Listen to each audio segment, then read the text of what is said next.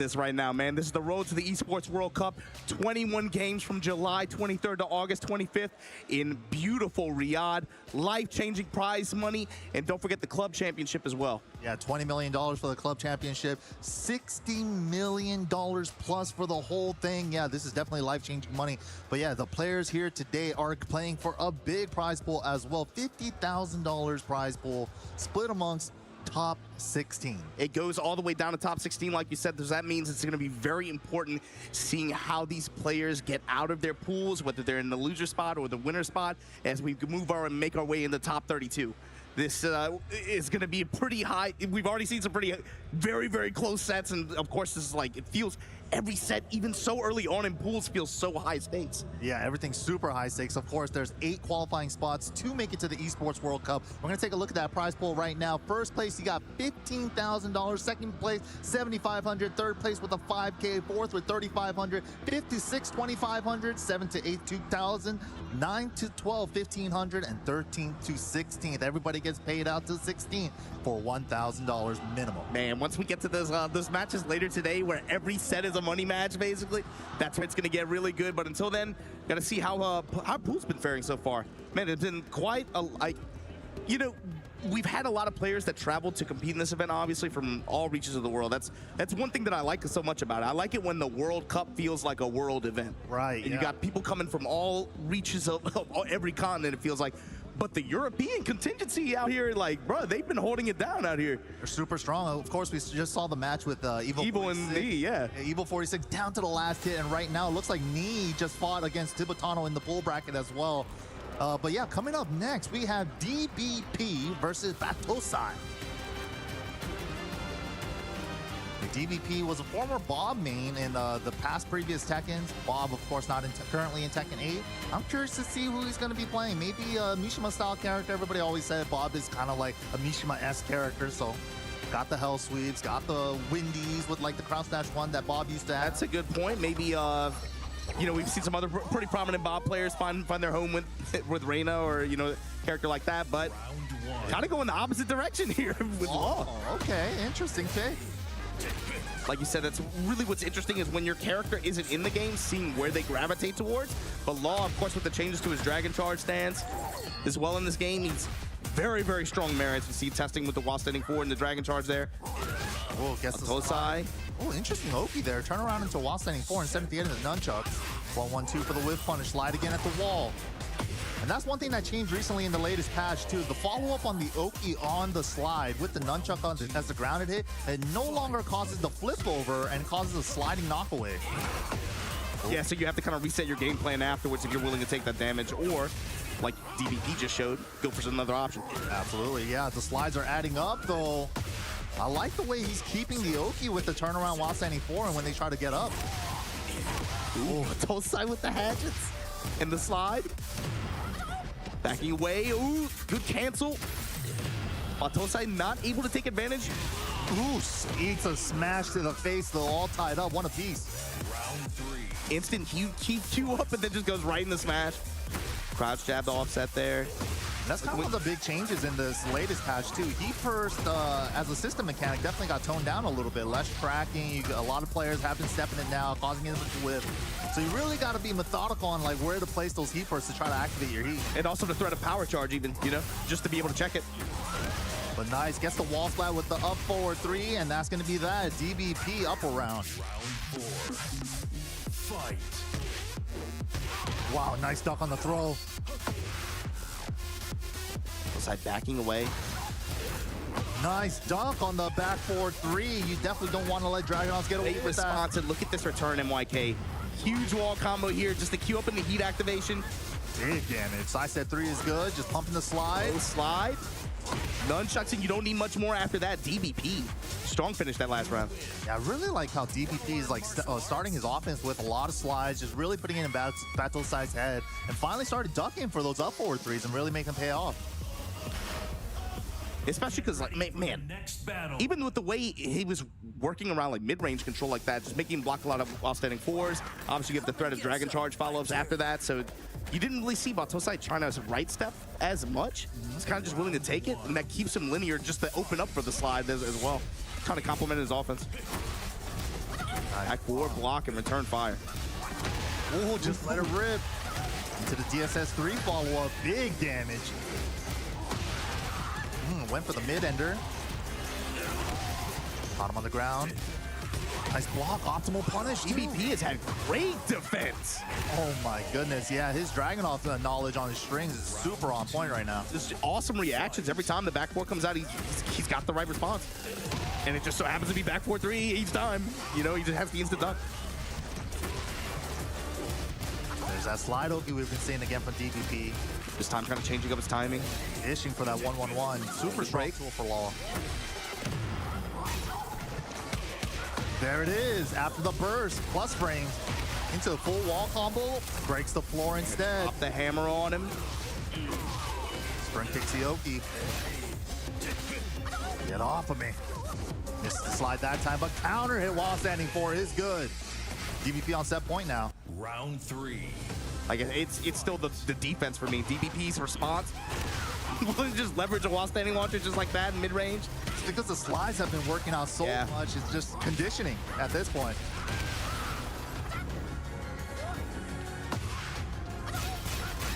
Ooh, just gonna burn it. Plus 5 G clef, why not? Slide again, nunchucks this time. Trying to step around, power crush. Well, didn't get the follow-up. Throws that power crush. Okay, this could be a start for Batosai. Looks like I got a chance here. Smash, what are we gonna do with this? Just tries to bait out the Rage Art, and he does. Smart choice. Keeps the combo simple, and Batosai, signs of life. Round 4. Fight. One more floor to break here. Nice block on the full crouch low. And the whip punish. Batosai, these small margins have already added up. Nice, down jabbing under the second 1-1. Burst to the Counter first. activate.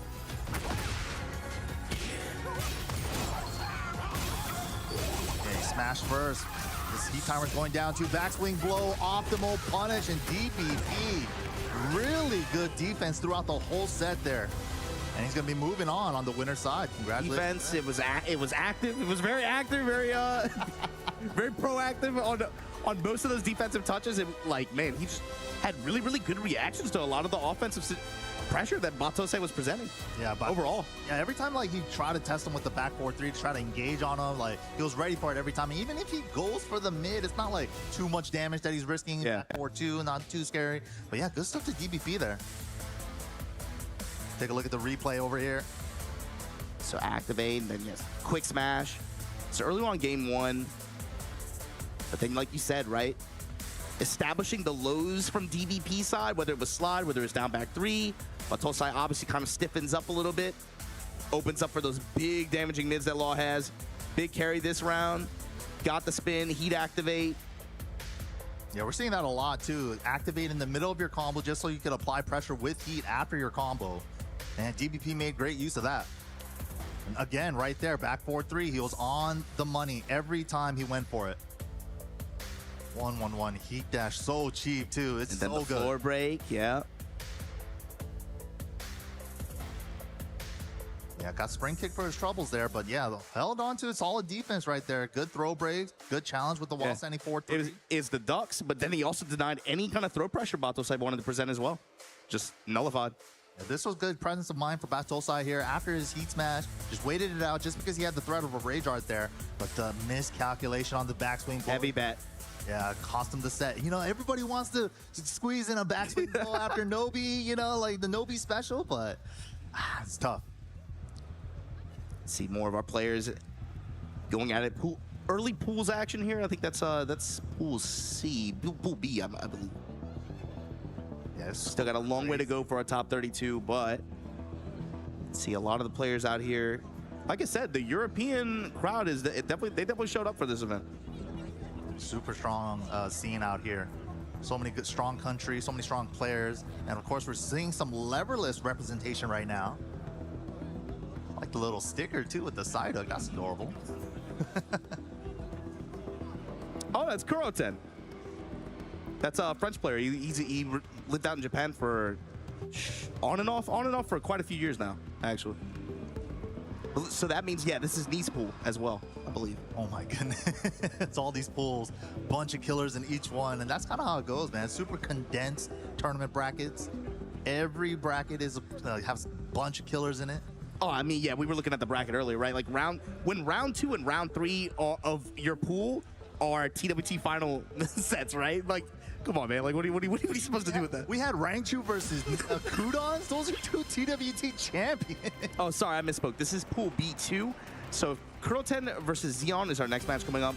The other players in this pool, JDCR, Watanabe, Kira, that's just the top side of that bracket.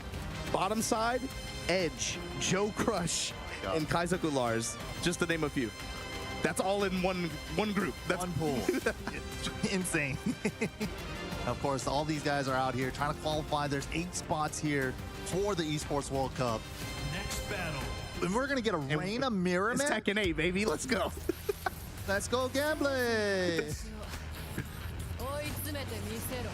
Yeah, I mean, you mentioned it, right? Like, everybody's out here for the same, in pursuit of the same dream, really. You know, they all want a ticket to Riyadh this summer. Round 1.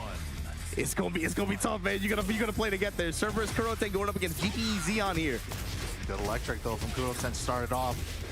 Reina with these extensive stance combos goes for the spike into the Heaven's Wrath 4 follow-up. Nice punish there from Zeon. Good break. 4-4-2 going mid this time. Koten and leveraging another electric here. Gonna be able to get the wall too. Yeah, goes for the spike Oki after while sending 4-4 Heaven's Wrath.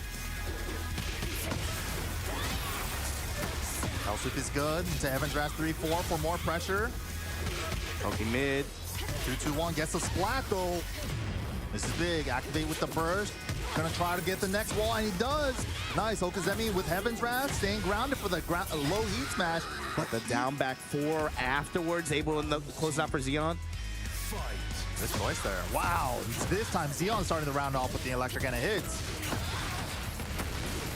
A little short on the wall carry, but we get the unbreakable Heaven's Wrath throw there. Nice, and being able to at least snipe a low off of Kuroten's sidestep there. Nice step there from Zeon with the 2-2-1 around the throw, and that's a new change too. All throws used to be homing before this patch, but now command throws are steppable. Fight. Back to the good old days. 4-4-2, Sentai 3, engage. Counter engage back with the Sentai 3 as well. Oh, break the glass like Stone Cold. Dash follow. Oh my god. Adjustment though with the sidewall. Could have launch punished that, but goes for the while standing 4-4. With the Hashish. While standing 4-4 in the Wrath throw again to close out Zeon. Strong game. Koten looked like he had a very strong start first couple of rounds, but man, Zeon just holding on. Yeah, it felt like that first round, especially the first round or the second round, let it get away from him after that that close exchange, especially the down back 4 to seal it after he tried to step off. It's a coach from Super Akuma. Yeah, these 2 French players.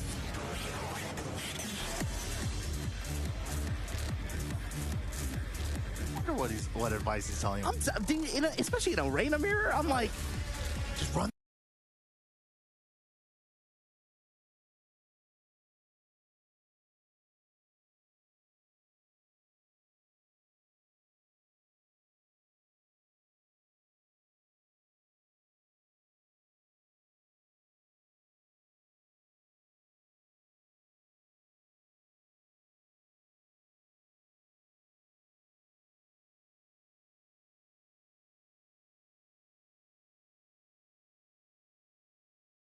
All right, man. That is one of the moves that did get touched up a little bit in the latest patch, though. Yeah. 1.05, a little bit more linear, easier to step with the side step left.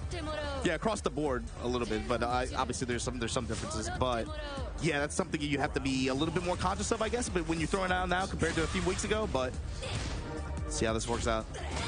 Wow, back 4 for the high crush. Instant back 4. Side step low.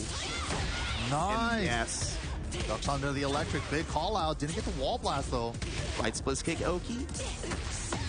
Outfit is good. Range of the sweep. Ooh, burst to counter.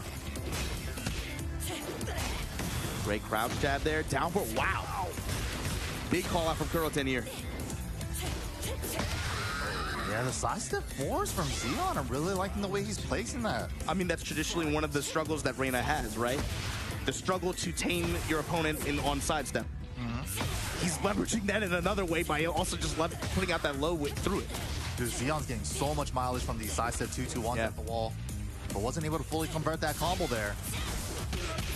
Good challenge. He went for the Sentai 1+2. Ooh. Went low out of Sentai that. Okay. Big electric here. Gonna get the wall. Good kill with the right combo. 4-4-3 heat dash into the grounded unscaled, down 4-1. Called it. Round 3. Fight. Right there. Sidestep left on that 4-4-2. He's expecting the fourth hit. Trying to safely get off this wall. 4-4-2 into Sentai 3. Trying to frame trap him now. Crouch to have the offset here. Heat activate. Raw Koten trying to rely on guard here. Smash. What's the mix? Hop kick. It went under the wrap. One? That was crazy. Went under it. And then a big uppercut to seal the round. Koten, signs of life. Round 4. Fight. Man, this is a fast mirror, man.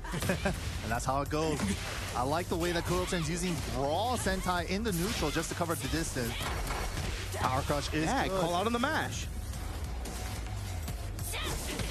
Oh, interrupt. 1-2. Yeah, it was a whip punish on the 4-4-2. It's time bets on the 4. It's so linear now. It's crazy. Nice wall combo there from Zeon. Get up and grab. Break onto the other side into the smash. And Koten gonna tie it up 1 game apiece. Something that you were saying earlier too, that man, especially like playing against this character, something that really like you want to really emphasize, I think, with your character is having fast, effective jab punishes, especially because when you're able to nail the sidestep, if you only have a small window of time, being able to get a lot of mileage out of whatever your jab punish is a big deal with her, especially because, like we said, she struggles to cover some steps, especially at point blank range, especially after 4-4-2, something like that. But also 14 frame punishment. She has a lot of attacks that end in -14. If you are a character that can get really, really good mileage out of that, that's really where you can make it hurt for her. Yeah, of course, like the full crouch launcher is -14. A lot of big stuff from her is -14. Down forward 1-2 is also -14. Definitely some things to look out for from Reina, especially if you have a character that can punish it hard. Mishimas do have an electric that can technically punish -14s. Reina can even launch -13, but we don't really see that from a lot of players. Easier said than done, obviously, with some characters versus others. Round 1. Fight. Oh, okay. Electric War God. Electric lift.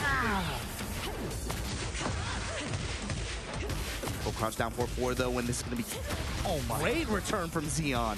It's parallel to the wall. Super off access to the wall. Wait, double. Okay. Power crush, nice.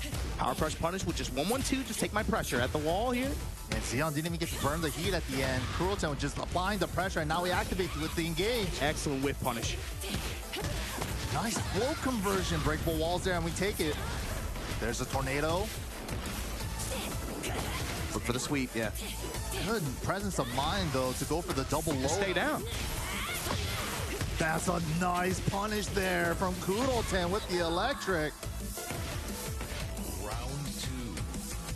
Fight. Damn, good little setter here early on in pools. Let's go. It's real sweaty here in Split kick. Tested with the down 4-1. Finishing again with that full cross down 4-4. Oof. Zeon gets one of his own. Yeah, again, similar situation to last round, parallel to the wall here. Right split kick pressure into the unbreakable grab. Ooh, 4-4-2 is good. Healed a little bit of life with the heat engager as well. We hunt the Hawks out here. Oh my god, the whole Heaven's Wrath 4 string on counter hit. And the parry! Wrath counter! Down by 4, down by 4! Oh. Koten set point. Round 3. Fight. Then sized him up with the lows after. That was great. Ooh, big trade. Nobody really wins out there. Nice, it is -10. Good patience from Koten with the... I can't believe that hop kick goes under highs. We've seen that twice now in this set. Ah, still hits too far. Back to Zeon, conscious now of the step. 1-1-2 again, goes with the 4. Betting on Zeon staying linear. Smash, what's the mix? No, just Nothing. cancels and they eats the electric. Zeon, dang. Great effort from Zeon, but Koten's gonna be moving on. Clutch electric there at the end. Koten 2-1 with the win here. You know what's funny? He's a Heihachi player too. Oh, really? He's like the poster child for what they, like this transition. But yeah, good showing from Koten early on here. It seems like not a lot of Heihachi mains immediately jumped into the Reina. You know, she is kind of her own thing. She does have some similarities to Heihachi. It's like application of some stuff is different, right? And that's enough to throw some players off. Right. So you see like some players are just like about it, some players are just not at all. But Koten early on, pretty much from jump, was on Reina out there, in France and in Japan as well. I definitely think it's a good choice too. She is still strong, even with the little bit of nerfs that she received. This is a squirrely mirror match, man. This kind of went back and forth. See, early on here, good start from Koten, but Zeon was able to just take complete control of game 1. Yeah, game number 2 though, Koten was finding some electrics. Those hop kicks, those miracle hop kicks were really working out. Consistent? Is it a miracle if it's consistent like that? He had really good call-outs on it. Pretty good return each time. There's that clutch round ender with the 4-4-3 heat dash. Again, right there, we see the hop kick going under the Heaven's Wrath 1 in the mirror match. Just going send 3 and up. Press it on lightning, man. Yeah, try to press after a running 3 plus 6. Gonna be rough. But yeah, the heat smash, catching him, trying to step. A little bit early on the step there from Zeon. Just another lightning uppercut. Sealed this round early on in game 3. Yeah, the Reina combos, so they just go on forever. Yes, So Zeon had some crazy conversions this set. Especially like sidewall situations, able to still find a wall break as well. But yeah, right there. That was sick. You would be able to get like a little jab punish there, but since she was heat activated, it's the heat. It has the property of buff. Great stuff to Koten there, taking it in the Reina mirror on Zeon. Yeah, like I said, that's a rough pool. Well, I mean, every pool here is rough. Let's be honest. No easy pools, no easy matches. Shout outs to the crowd here, enjoying some Tekken 8. Yeah, big ups to everybody out here from Jönköping, Sweden. Obviously, still a little bit early in the day here with the pools action over in the Tekken 8 side of the venue. But we appreciate everybody who's came over here to hang out with us, but also everybody watching from all over the world. I know a lot of people are tuning in for the Tekken action this weekend. It's been crazy, man. Ever since Combo Breaker, then we had Dreamhack Dallas. And it's just been amping up every weekend. You were in Korea last weekend, but I felt like it started before that, man. They just, once you hit a certain point with the event calendar, it just felt like weekend after weekend after weekend after weekend. There's something, even if there's not a major event, right? There's always like a really intense dojo or something going on. Coming up next, another player from Japan, another player who is in the hunt for not, I mean, if you're at this event, you know what you're playing for, right? He's looking for that ticket, especially when you have other teammates on your squad who have qualified, right? Now they're looking at you. Raichu's got his ticket. Pina, what you got for us, man, with this Raven? Wow, starting it off, though. Bob with the hop kick. Bob said, hell no, bro. I'm hop kicking that shit. With the wheel kick, another character who's had pretty high rising stocks. I mean, obviously they were high even before AK's winning Combo Breaker, to be honest. Yeah, Tekken 8 Shaheen, a lot of people kind of wrote him off. He's like, oh, he's boring. It's like Tekken 7. It's like, no, Tekken 8 Shaheen is something else, man. That car break. For as much as they wrote him off, though, this character was littering top 8s, even before AK's win. Ooh, swung into the second hit and gonna get a wall splat. Pina takes the first round. Yeah, speaking of characters, right? This is another character who was kind of riding high early Tekken 8 release. Then people cooled on him very quickly, but got blessed up in quite a few ways this recent patch. Yeah, a lot of quality of life fixes for him as well throughout every patch. Jab check here. This is, of course, Pina, Raven Specialist. Still got burst. With the burst, heat dash combo should be close to killing. No, but the balcony break scaling kicked in, but down 3 to close it out. Round 3. Yeah, this dude's got crazy combo optimization, even early on here. 3-3 with the cancel. Went for the back 2 parry, but wasn't there. That back 1 heat gauge. Down 3 in the silent, and then just lets the hop kick rip. He's staying down, slide. Okay, quicksand, we're going downstairs. We're going to full launcher off this sweep with the floor break. We have the combo, of course we do. Wow, the way it popped off the wall like that. That's sick. Okay, cashes out with the Rage R. We still got heat activated on both sides. Let's see how we're going to use it. Go to hell. Nothing personal, kid. Here we go, down. Turn stance. Shadow clone projectile war. Ones. Oh, the strings back to 2-3. Resuming mission. Ping and chugging that. that's how they get down, man. They're always bringing out what, Ocha or Mugi-chan or something like that. Yup. For the next battle. The green bottle always get Wherever they go, yeah. Resist and be eliminated. Hey, you were talking about at the end of that last game, both characters in Heat like that at the end. Shaheen in particular is a very, I mean, that character in Heat is super scary as well. Yup. Obviously gets the guard break, that's super scary, and he also has the traditional slide mix-up. Yeah, it's the combination too. Like, you get guard broken, you know they're looking for that just frame Hornet, and that's gonna just erase all your gray health too. Fishing with it there. Blue Spark Hornet just lets the hop kick rip after. Okay, I like the way that Bob's playing though. He's definitely playing like he's not scared. Sometimes that's what you need. Ooh, third hit is good though. Last time he canceled. He's gonna get the wall here. It's about the pressure after. Back turn, fishing low. Back 2 series. Going back 1. Down jabs the Hellfire. Still keeps the heat though. Forward 1+2 heat dash, and that's a new change too in the recent patch. You can power crush the heat burst. Used to be burst had more priority over regular power crushes, but not no more. And now we get that glass breaking. Fishing went down back 2. I saw that. Yeah, you there's take the punish on that, the new full crouch low. And that's one of the changes too. You can do it from standing much easier now. It's only -12, went for the 13. Now back 2 punish on the Scorpion attempt. 3-3, no feint. That's another change too. No more flip over Oki, so you do have the option to spring kick out. The 1+2 throw there.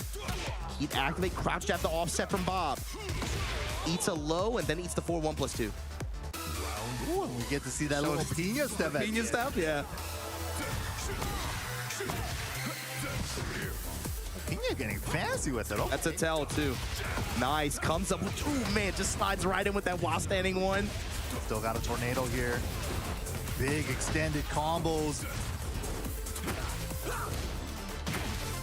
Step in low. 1+2 heat dash, 14 frame mid, safe heat dash. That's a launcher. Pretty good. Side to the wall. Oh my God, what a combo conversion there. Pina. Early dub here in his group. Pretty clean, honestly, for both. Yeah. That's a tell too. You saw him like starting, showcasing some of the movement, starts doing the combo Smith stuff that he does. This is a player who we've seen him as he gets closer and closer towards the top of some of these events that we've seen. He can kind of buckle or get like very nervous. He lets that affect his performance. It's very important for someone like him in particular to be feeling good going into the tougher matches that you're going to be playing. Right. He's going to be playing later in his pool. And then if you guys caught last week at ATL Super Tournament as well, Pina also busted out Akuma out of nowhere. Of course, his good friends with Rangchu, training partners as well. So yeah, he definitely has the Kuma tech in his pocket if he ever needs it. Yeah, I gassed him earlier, right? Like about the specialist, but that's also been like a look-key kind of a theme with this game. Depending on what character specialist you're talking about, now you're seeing some of those players kind of opting for shells, where they'll run the Raven and then I have like, maybe Akuma or try Reyna at some point, something like that. But yeah, man, the combo engineering, even from Tekken 7 days, Pina was nuts with this character. Like near the end of Tekken 7 where I'm like, oh, they're just trying to nerf Pina for some reason. Like, why? But he's kind of still taking the reins and still doing the same thing in this game too, man. Pushing his character as far as he can go. Yeah, right there. Eating a heat engager from Shaheen is so terrifying. You immediately have to worry about a mid or the guard break right after the heat engage. Yeah, it's scary. It's I think you saw at the wall there. Did the horn in the hop keep the finish? But here we go. Heat engager. Yeah, good pokes from Tina though. Just jab, low, power crush, heat dash to keep it safe. 1+2 heat dash right there. Caught him. And he's going to close it out with this nice sidewall combo. Did not let it affect him. Well done there. Double splatting like that, and like you said, he kind of kept the trim towards the end. A lot of those high impact situations was relying on a lot of the fast attacks that Raven has, especially since some of them are engagers, right? Yep. Naturally get the benefit of the heat dash afterwards. But coming up next, let's see who we got.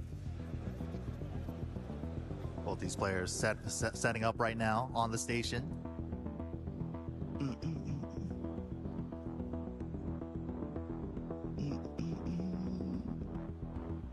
Looks like we're adjusting the monitors. What do we got here? What kind of controller players are we? Aha, this is Devil Kazuya versus Kaizoku Lars, I believe. Oh, Kaizoku Lars, really strong German player. Lars, of course, it's in his name. There's the...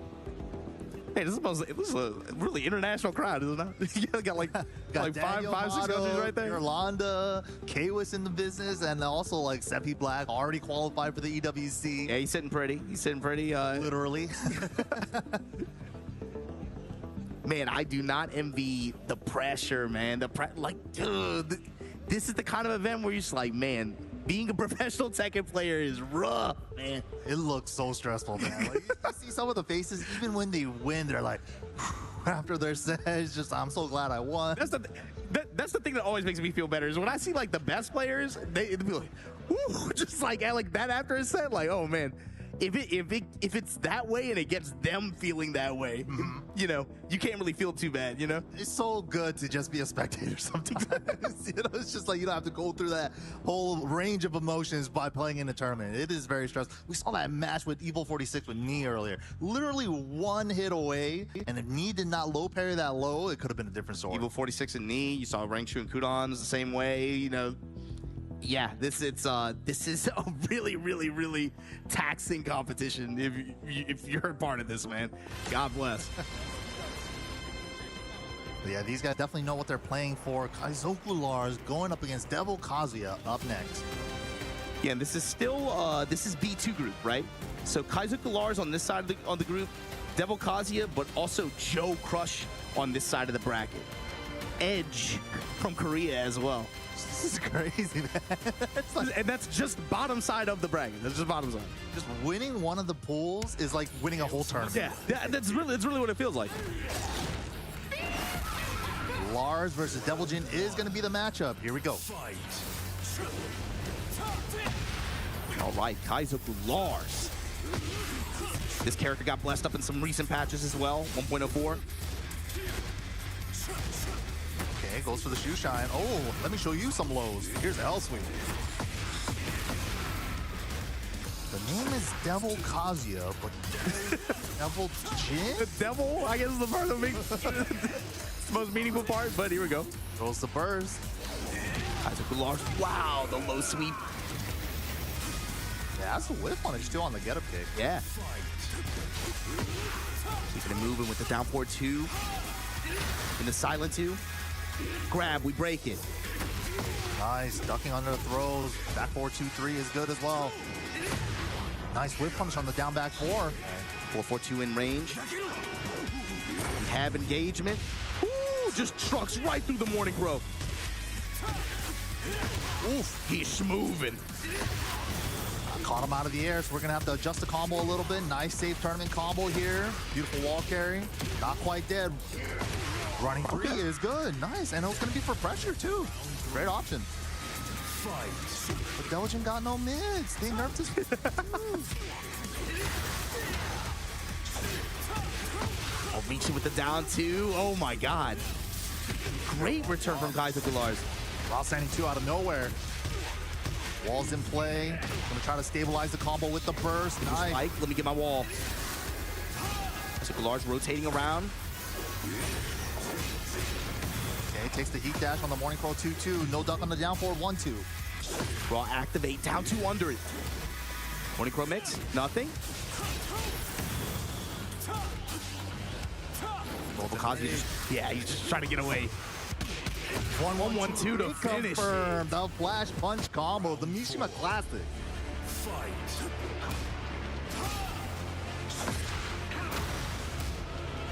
Damn, it's amazing what Devil Kazuya could do out here with the bottom one character, according to Twitter. Bottom one character? Really? Yeah, we'll talk a bit about that in a second, but G-Clef right now. Kaizoku Large looking to make something happen with this heat at the wall. Now back to counter, gets the follow-up. Devil Kazuya not making it easy for him.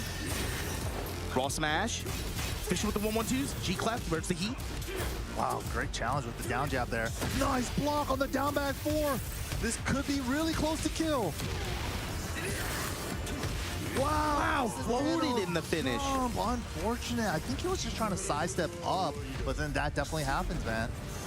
Same input, if he holds the up, accidental jump. Unfortunate. Whether it was that clutch guard on the down back 4 at the end of the last round or the previous round, he had a really big whip punish on the attempt that Kaizoku Large did before as well. He did a really good job of just scouting both opportunities where Kaizoku Large would try to leverage it. Good choices there from Devil Kazuya, but both these players getting coaching right now. Kaizoku Lars, of course, is German, young up-and-coming German player. Got to see him a lot during the online era, during the ICFCs. Seppi Black coming up for some coaching right now. He travels a lot too. He's been around. Good to see. I want to say for EVO Japan, he was out there as well. Oh, nice. Yeah. And Lars definitely much more stance heavy in this game than he's ever been before. I mean, yeah, he got another stance, you know. Then of course, yeah, with the heat buff set that throws on him as well. Oh yeah, that limited entry stance. Yeah. The mid becomes a launcher, the low becomes a knockdown. Pretty scary. Or even just standard heat tackle. I mean, yeah, like they really want you to just be moving with this character, bro. They really just want you to just move with specials. Dynamic entry, limited entry, silent entry as well. Wow, that lightning axle right off the bat.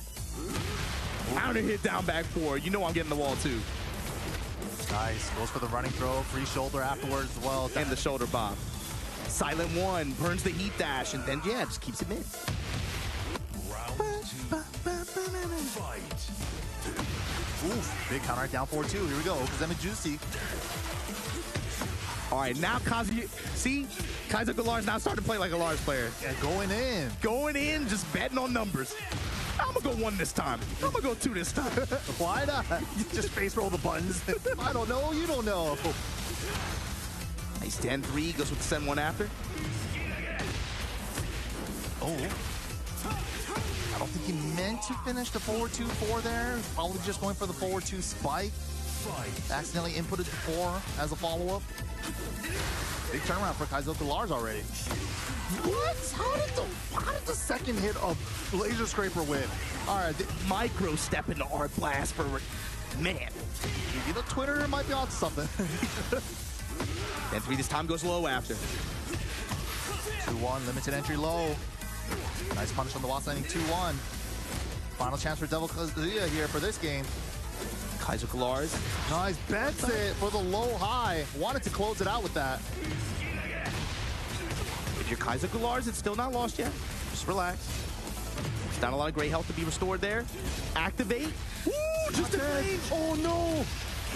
And because he didn't punish the up 4 optimally, he recovered some life on that. Just because he got him to block it. Got just enough to survive. Yeah, that down 4, that was crazy. Big block on the limited entry low.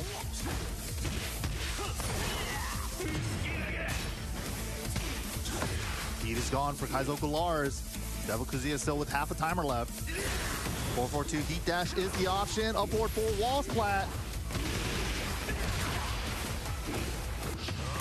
Oh, and that rage art is gonna be good. It's gonna be able to tank the down jab. There's gonna be big damage. Still guess for game scenario. Oh, let the down forward 1-2 rip. Final round. Devil Kazuya set point.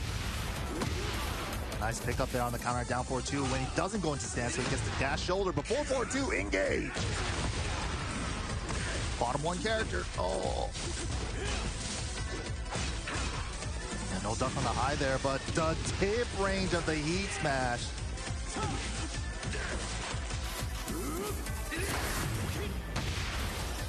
Absorbs the 442 with the burst. Gets a flow. Can we convert it? No, he went into limited, so he wasn't able to. He's gone. Another down back 4 counter hit. With the right combo, this should be it. Breakable walls there too. That's it. Keep it simple. I like it. Ragear get a little bit of breather as well. Kaizoku Lars gonna tie it up. One apiece. That was scary. It felt like for a moment there, Devil Kazi, he had openings, but he was just a little bit hesitant, right? It gave Kaizoku Lars just enough opportunity to be able to get some offense started again and find another straight hit. But it's not like the opening did not present itself. That's It's just, it's hard. When the guy's zipping across the screen like that, you know? Zip, zip. Zoom, zoom. Yeah, Lars is definitely the zoomies Mishima. Just zipping all over the place.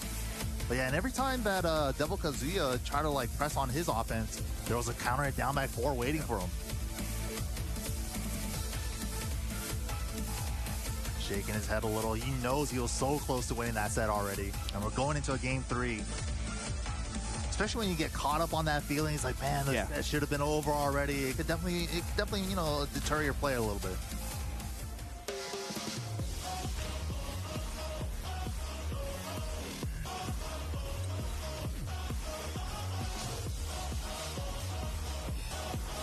Okay, words from Seppi Black, definitely taking it into consideration. Going to a brand new stage here. What's it gonna be? Fallen Destiny.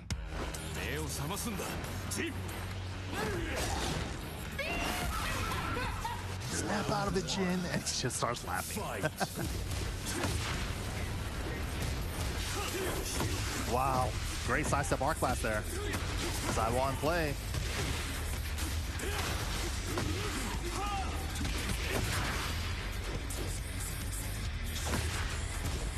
Down 2, able to track a little bit.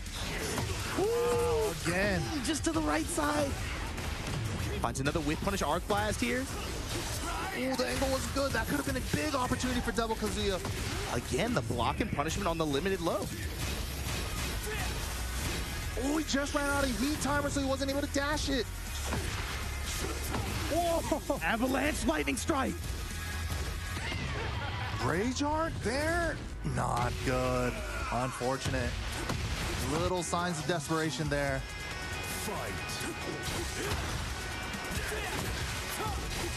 Bro, that hit behind him. That was crazy. Really using that silent entry 3+4 just to force him into crouch. It is 0 on block too.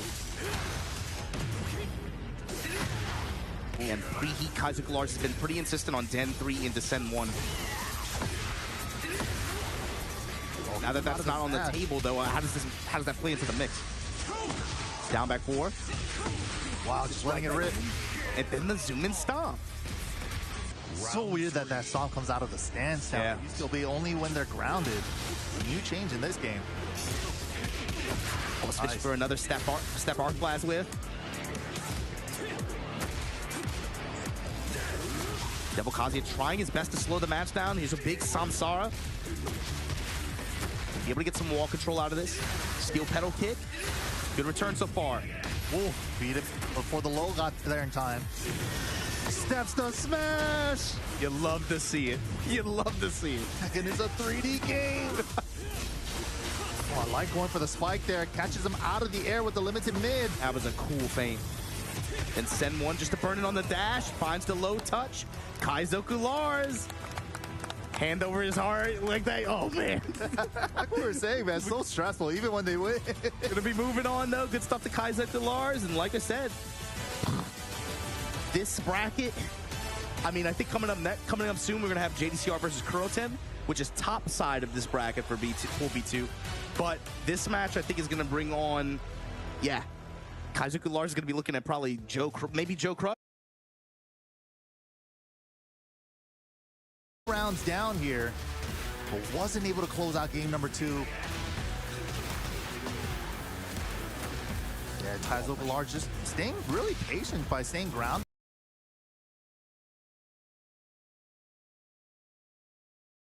there. And right there, we saw a little bit of that Tekken 8 life recovery. Just because he got him to block the up 4, he recovered enough life to survive the down 4 touch just like that. Man.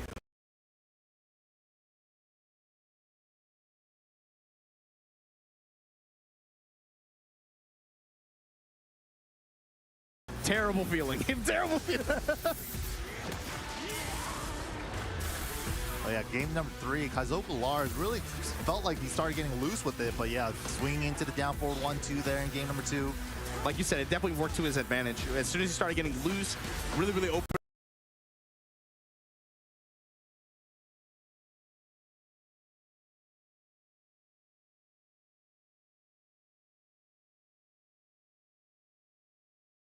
Up, especially his advances with dynamic entry or any touches in the silent, like he gave Devil Kazuya a lot to think about in terms of offensive approaches, especially once he got him to start blocking more Den 3s and then, you know, dealing with the follow-ups after that. And the avalanche flip right there, jumping over the Hell Sweep. And the Rage Art there.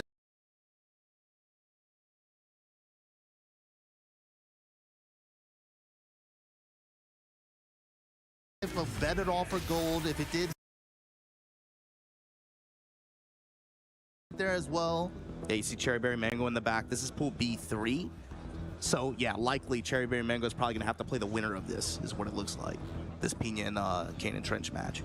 Then on bottom side of that bracket is Jod, Mr. Croft, double. Yeah. Disgusting.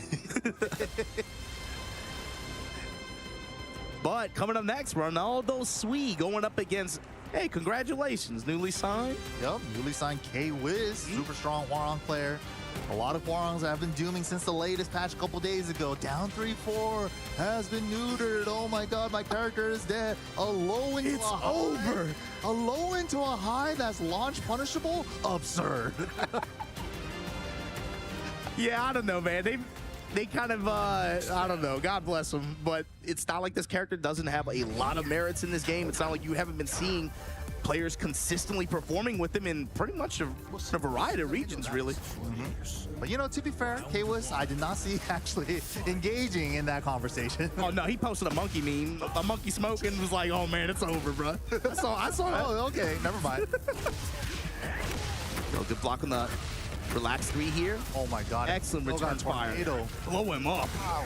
That backlash not hitting was super unfortunate, but still gets the wall flat right away, right after. 4-4-3, and then just instant heat activation. 4-2 from Ronaldo. Raw activate, we cancel it. Oh, could have been a bigger punish. That could have been the comeback as well. I think down back 4 was unavoidable there at that wall spacing.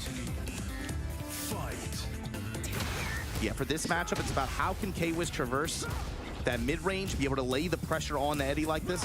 Oh my god. Instant while standing 2. Oh man. Character's dead.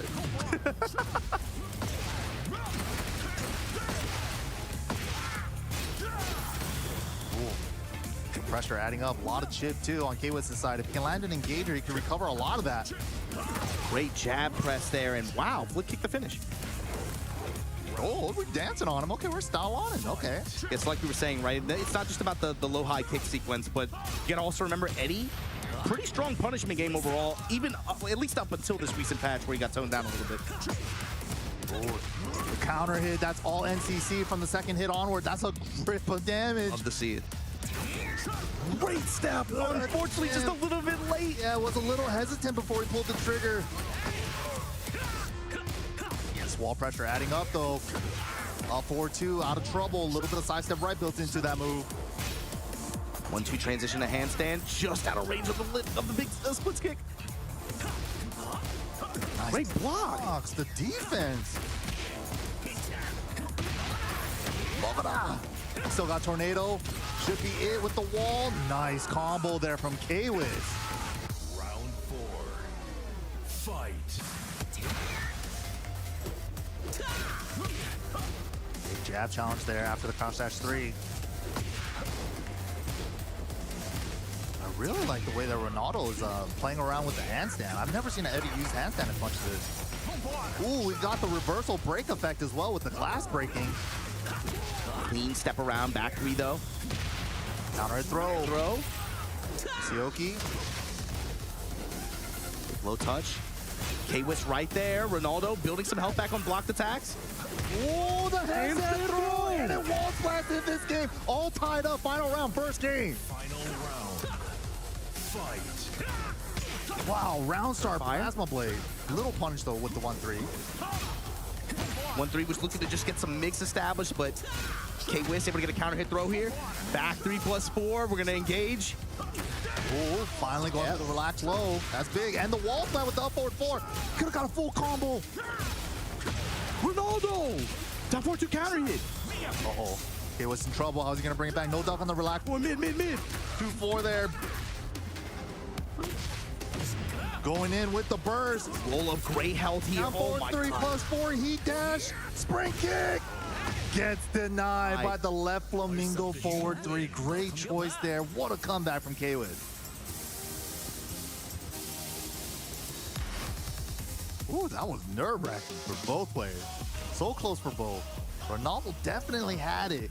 Just let it slip away a little bit. Yeah, I mean, Ronaldo, I thought he showed pretty good defensive sequences in a couple of situations, really. Yeah, it's just that missed wall combo opportunity there when he hit the up forward 4 as the homing attack. Kwis was trying to step, but he wasn't ready for the wall combo. Yeah, it would have been. I mean, he probably could have made a 182 on that one round where he got the sidestep, but went for the down forward 3, but was just a hair too, like maybe a frame or two too slow.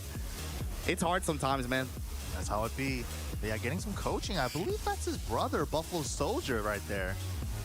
Buffalo Soldier was telling me that he's very confident in the Eddie matchup because his brother plays a really strong Eddie. Get ready. It was really close in that game number 1. All right, but here we go. Game number 2. Let's see if the story changes up a little bit. It's still going to be Midnight Siege. Você precisa melhorar esses floreios.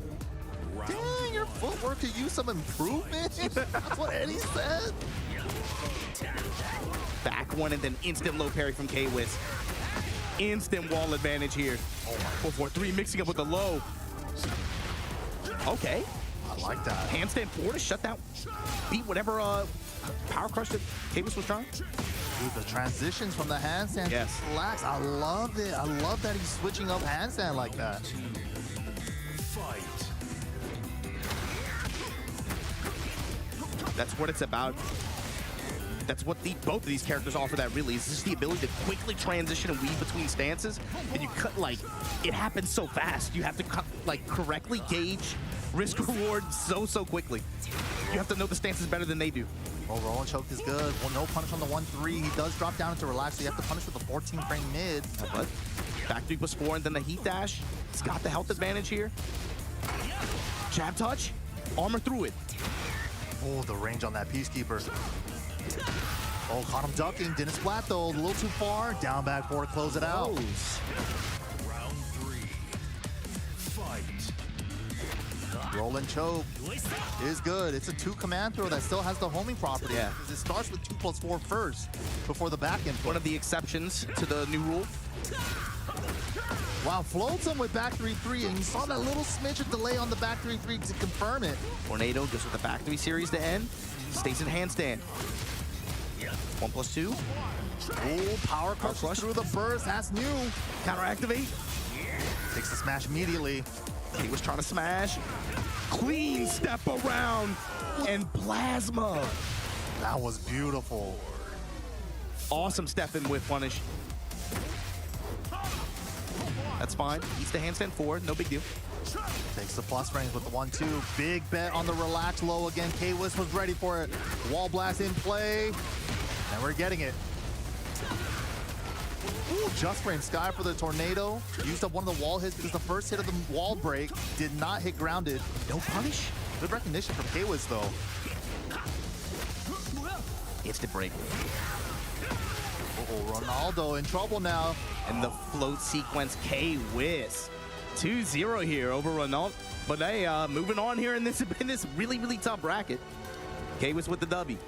Yeah, very nicely played there. You know, good adjustments from Kwis in the second game there.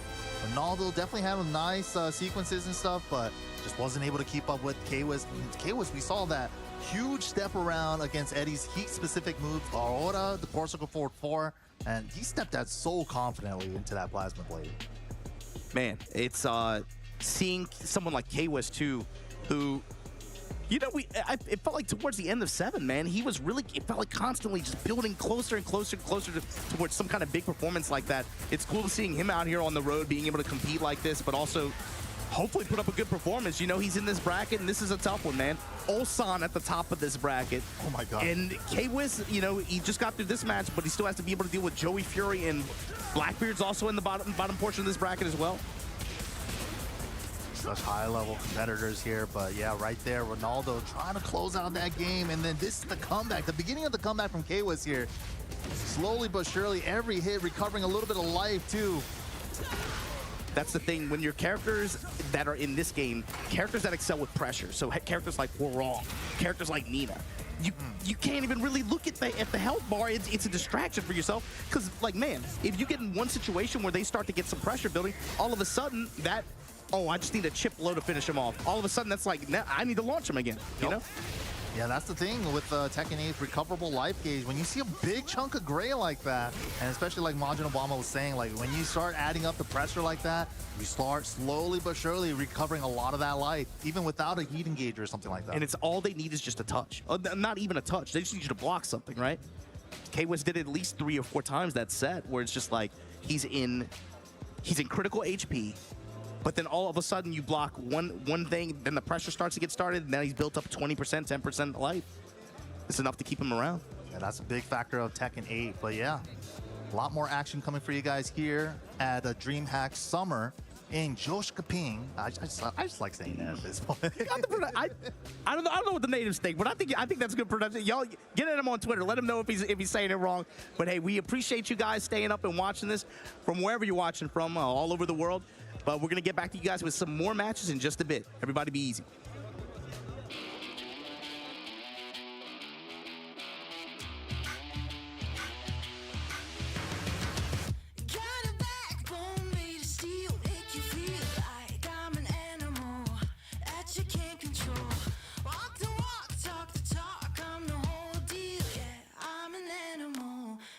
Command the show. I can see it in your eyes. I can feel you watching. Got your hooks, got you right where I know I want you. Play the switch, I'm a mystery, but you love it. Hook, line, sinker, follow the leader.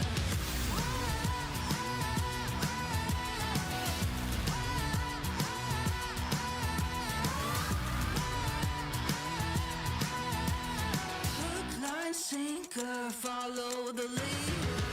Bring you right there to the edge, make you sweat like you can never take the heat, but it's never too hot for me. I walk the walk, talk the talk, you know I'll never stop, cause I'm an animal. I'll just laugh it off. I can see it in your eyes, I can feel you watching.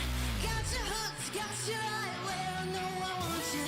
Play the switch, I'm a mystery, but you love it. Hook, line, sinker, follow the leader.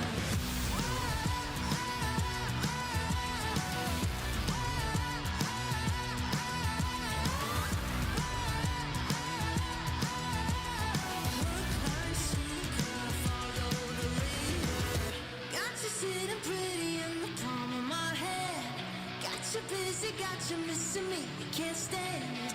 Got you desperate, got you wondering where I'm at. If I'll call you again.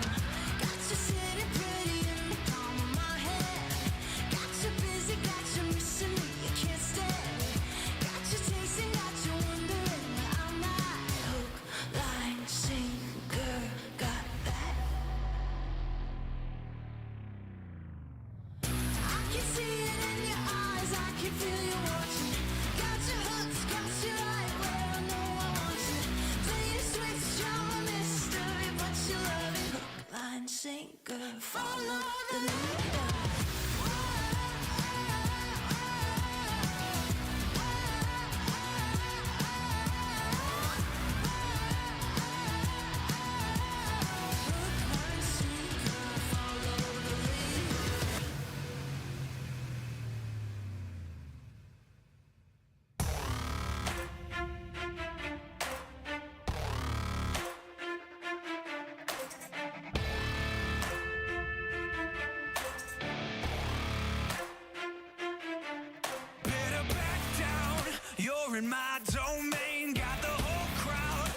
screaming out our name. It's a blowout, it's a hurricane, it's over before you know it. While you're shaking, we're a dynasty in the making. We're the royalty, now we're breaking down the enemy. Move over the soldiers. Take a swing, I can take a hit. If we die, it's fine, we live for this. It's all for this. We're gonna stand on top with our hands in the sky. Gonna raise our cup to the stadium lights. For the glory, for the glory. We celebrate with the city tonight. Hear the hometown cheer, it's the ultimate high. For the glory, we do it for the glory.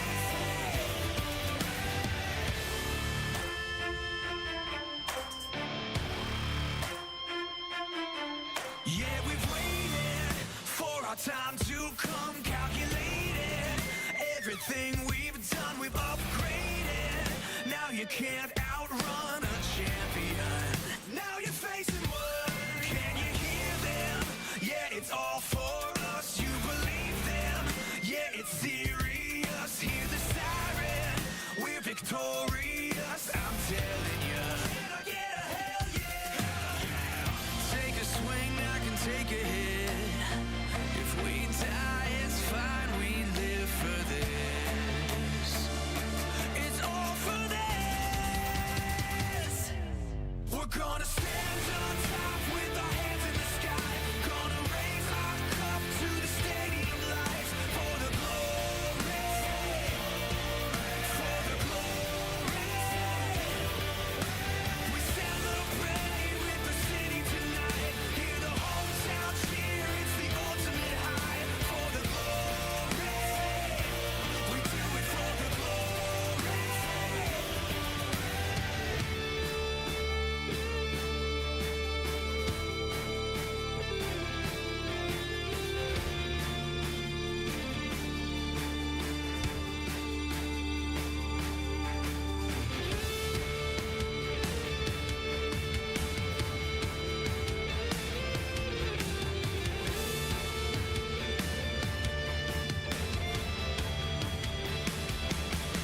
You're the chaser, I'm the eraser. I ruin your record, I'm back here to break ya. I cut like a razor, so call the trophy engraver. I'm gonna get it, wait till I win it. God, I'm so glad to be in it. Can't wait to say that we did it. This is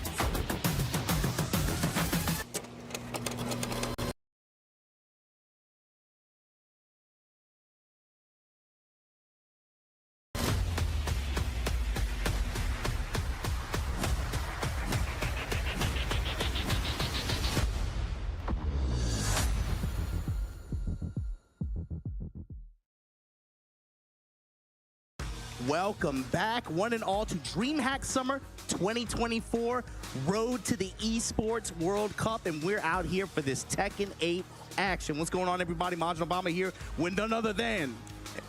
YK, how's it going, guys? A lot of good Tekken action here. A lot of high level, super high competition here. We've been seeing nothing but pool action here, but we've seen TWT finalists, TWT champions going up against each other. And right now we're taking a little In pools. Round 2 in pools. Rancher, both of those guys are champions of the TWT. But of course here, a lot of these players are here for that 8 qualifying spots for the Esports World Cup. And coming back on stage, we have Koten that we saw the Reina earlier with the leverless controller here. Koten, but he does have some other characters in his pocket as well. Especially when you consider a character like Drag, and maybe with while standing punishment, maybe something that he might want to leverage. But going up against the, hey, Shouts to everybody, all the French speakers out there in Kansas City, but the Carmine Corps folks as well. Hopefully you guys are pleased. We got them on stream. Let's see JDCR going at it with Koten here. Yeah, of course, definitely check out Majid Bond's video on that. That was pretty good, man. The French definitely love JDCR a lot. Here we go, JDCR of coming from Korea, looking to qualify for the Esports World Cup here with one of those spots. Really strong Dragonov player for a long time, and we're going to Ortiz Farm.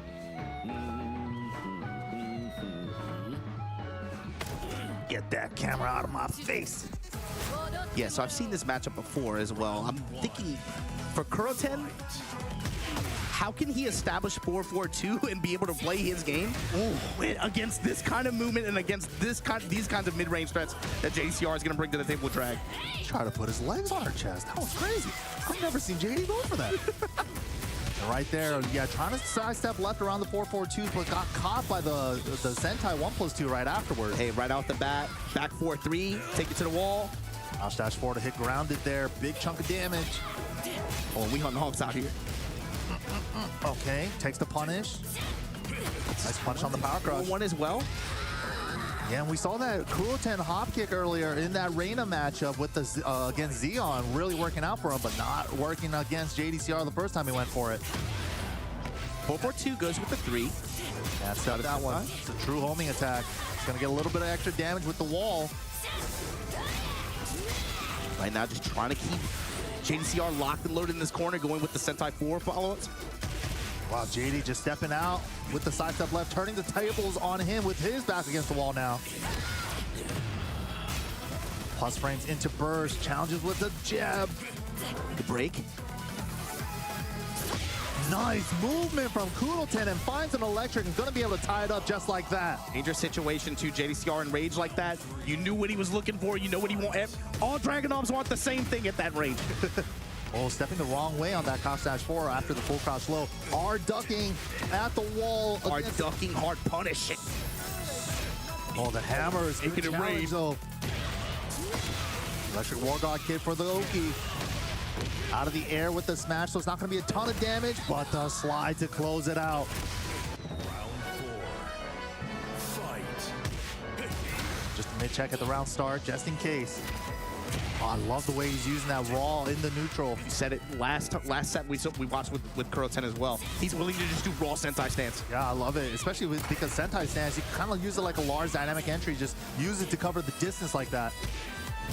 Without committing to the 4-4-2, which, you know, obviously against JDCR, he's already shown several times he's willing to step.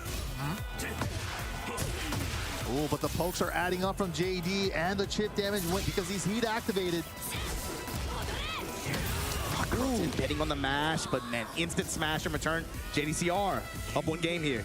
Yeah, that was a great option from JD too, because Koten did go for Sentai 1+2 into the Heaven's Wrath Power Crush, but Power Crush isn't going to win out in that exchange against the Heat Smash.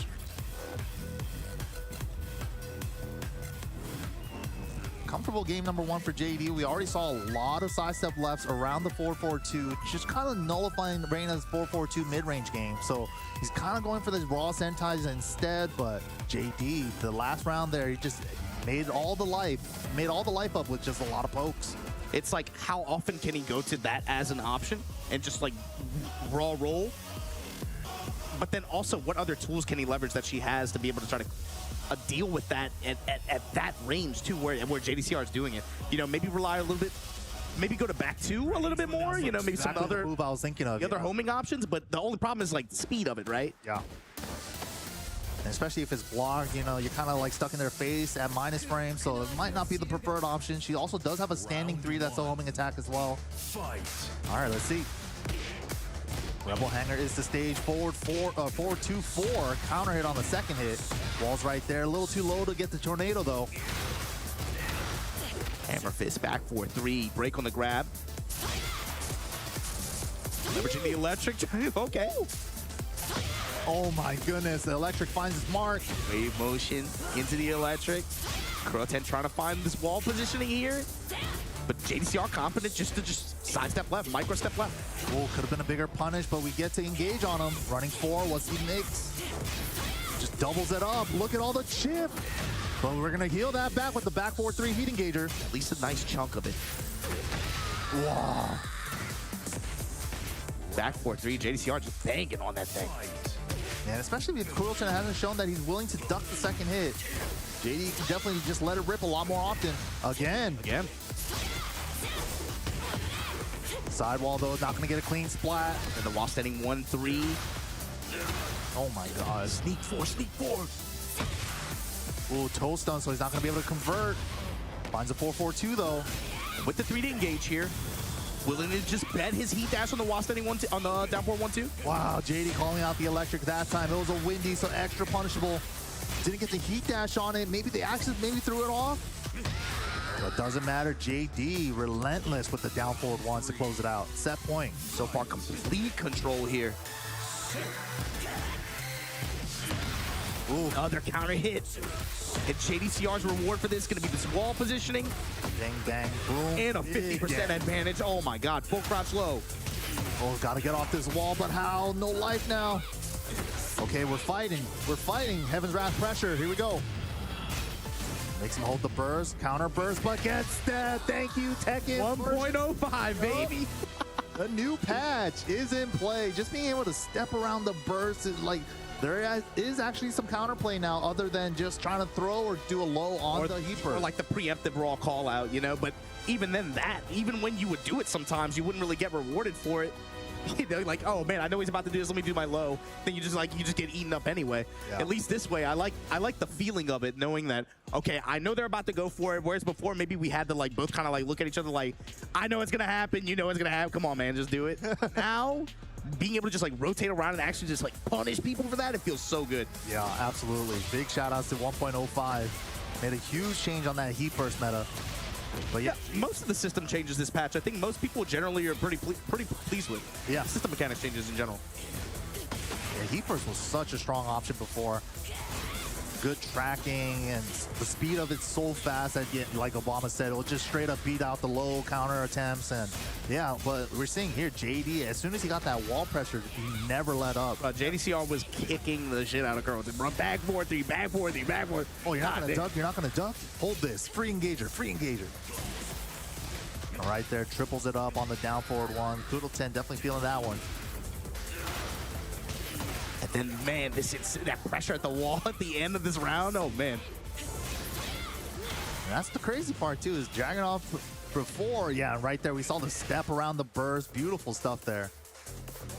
Before, Dragonoff kind of was like this running 2, down 2 monster, but now just the fact that he has that standing hatchet kick that does a good chunk of damage, counter hit knockdown as well.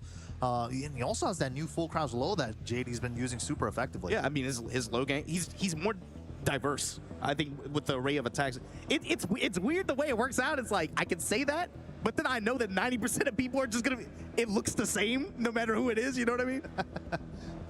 Coming up next, we have Olan coming up onto the stage with the Evo Victrix as well. Nice stick there. Yeah, so this is, I believe, Pool B1.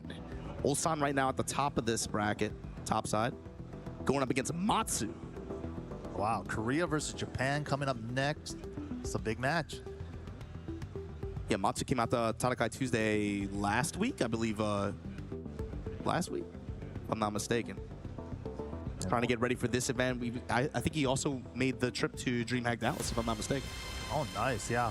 And then Olan, of course, last week at ATL Super Tournament, runner-up at that event. Super strong player. He has the Reina. He has a Dragonoff. He's been saying that he's kind of looking forward to Lydia whenever she drops. So, you know, he played her a lot during Tekken 7 as well. So I think a lot of people are looking forward to that Lydia new DLC coming out during the summer. Yeah, it'll be interesting to see like what kind of, especially with someone like Olan, looking at her generic tools or just thinking about like how her frame data could be, it probably could be a good fit for him in this game. Right. Another Reina coming up on stage. You were talking about it earlier, right? Where do the Bob players go right now, right? And just case in point, just go to her. Yeah, Olan's choosing the Dragonoff. Might be backwards, maybe. Oh, big whiff on the running 2 though. Oh, maybe not. Yeah, Olan definitely has a Dragonoff. It seems like he's kind of selling on the Dragonoff a little bit since last week. Oof. It just got mixed up. 1-1-2 wall crush into Sentai mix. Fight. Matsu takes the first round. Open with sweep. And the lightning kick. Oh, clean step around to the right side. Hatchet low. Not letting him up off the wall, just keeping him there. Couple of jabs, couple of running twos, couple of mid checks. That time, yeah, back four goes mid. 4-4-2, engage. Caught him ducking, but recognized it late. Missed the link, caught the back. Back shots into the low after. Olan, nice. Excellent walk. Ooh. The little stutter step before the, oh, and we could break the wall here. Now goes for the Heaven's Wrath 4 wall combo, so we're not actually gonna get the wall break. Spark running 2. Fishing with mid pokes. Sweep is good. Heaven's Wrath 1. 1-2-1, engage. Hammer fist into the back 4-3. Sneak 4, and then just jab pressure here, while also weaving in little micro steps in between. I love the way that Ulsan's kind of stepping with Matsu whenever Matsu's trying to step away from the wall, too. Oh. It's such a good little mind game, too, because, you know, Matsu, like, they're looking for that, the first chance they can get to get a 1, try to confirm it, you know? Again, there it is. Side step left on the 4-4-2. 1.05. Running 4 for the Walls Tornado. Big damage incoming. Activates with the burst. Oh, the worst situations. Smash after. Hammer, fist that close it out. Ulsan up 1 game here. It's so scary when you're playing against somebody like that who's laying on just like highly rewarding pressure. They're weaving steps alongside the direction that you're trying to go to in the middle of their pressure. So it's like, man, you want to try to challenge with a 1 or something like that, especially if you're a character with a highly rewarding jab string, right? Like Reina, right? But you know that the cost of that whiff is going to be so expensive. It's really easy to just freeze up, especially at the wall like that. That's the scariest place to be in any fighting game. You're back against the wall, it's danger time. There's no positive bonus in this game, I guess. Jab touch finds the low. Oh, 4-4-2 threads the needle on another running 2. And we go right into Sen 3. Oh, had the power crush, didn't confirm it though. And Matsu also stepping with Ulsan now.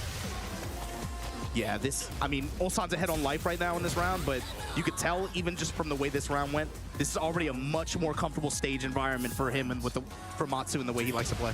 Oh, look at the way Ulsan's moving. Wow, trade and gets the conversion. Super safe combo here. Choosing to burst to activate. What are we getting for Oki? And we're at 50% here. Ulsan now. Half a heat gauge to his name. Oh, Sen 2 goes mid. Sen 3 this time. Running 3 for pressure. Flash ducks under the 1-1. Matsu keeping a mix. Wow. Ducks the electric into smash. Good chunk of damage there for Ulsan. Ulsan back to the poking game. Down 4-1, down 2. Back 4, just pokes. All counter hit. Oh. Round 3. Let's go, Ulsan, set point. Oh my god, that stutter step in his face. After the delay with the blue sparks, 50% advantage. And we running it, back 4. Oh my goodness. All the running 2s. Help! Trying to hard call out the duck right there. The assault. Okay. Healthy mix from Matsu, though, putting him back in this round. This is looking like an assault and battery. Oh my goodness, but the whip punish electric there. Beautiful stuff from Matsu. Get himself back in the game. There's your spin.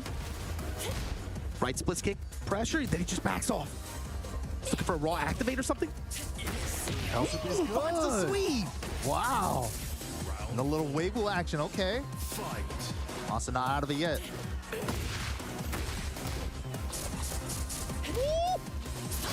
The wave feints in his face. Give me your timing.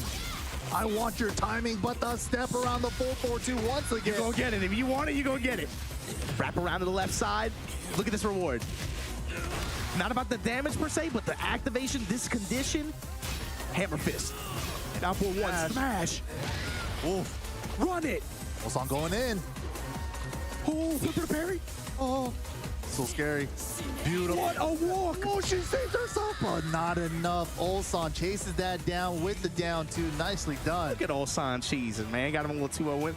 The movement in that set, though. Oh my God, that was you know, sometimes Ulsan really impresses you with like his reaction or something. Like there's sometimes where you can watch him play one set and there's one specific aspect of the gameplay that he focused on and that he represented it really, really well at the highest level. That to me, like his movement was looking clean. It was crispy. I love the way that he just stutter stepped in his face, just like, do something, do something, do something. Just threatening that. I'm still thinking about the first game, just like with the wall pressure. The way you like, man, that's something that if you're like low level, if you're mid level, you can watch and take something away from that. Is like how important movement can be to as a complement to your pressure. Yep, and especially with like this, the wall situation, right? You want to keep their back flush to the wall just so they can try to get some damage on the wall there. What we saw here, Matsu had the, you know, the forward four on the croucher, but yeah, Ulsan was just Hey, you love to see it. When the 3D game is a 3D game, you love to see it. Yeah, beautiful steps from Ulsan all set. You know, just really stepping a 4-4-2 super well, just really exposing the weakness now on that 4-4-2 linearity. This is also another thing too with like Reyna, Lars is like this as well, where those characters that have those really, really linear attacks like that, like those 4-4-2 sequences.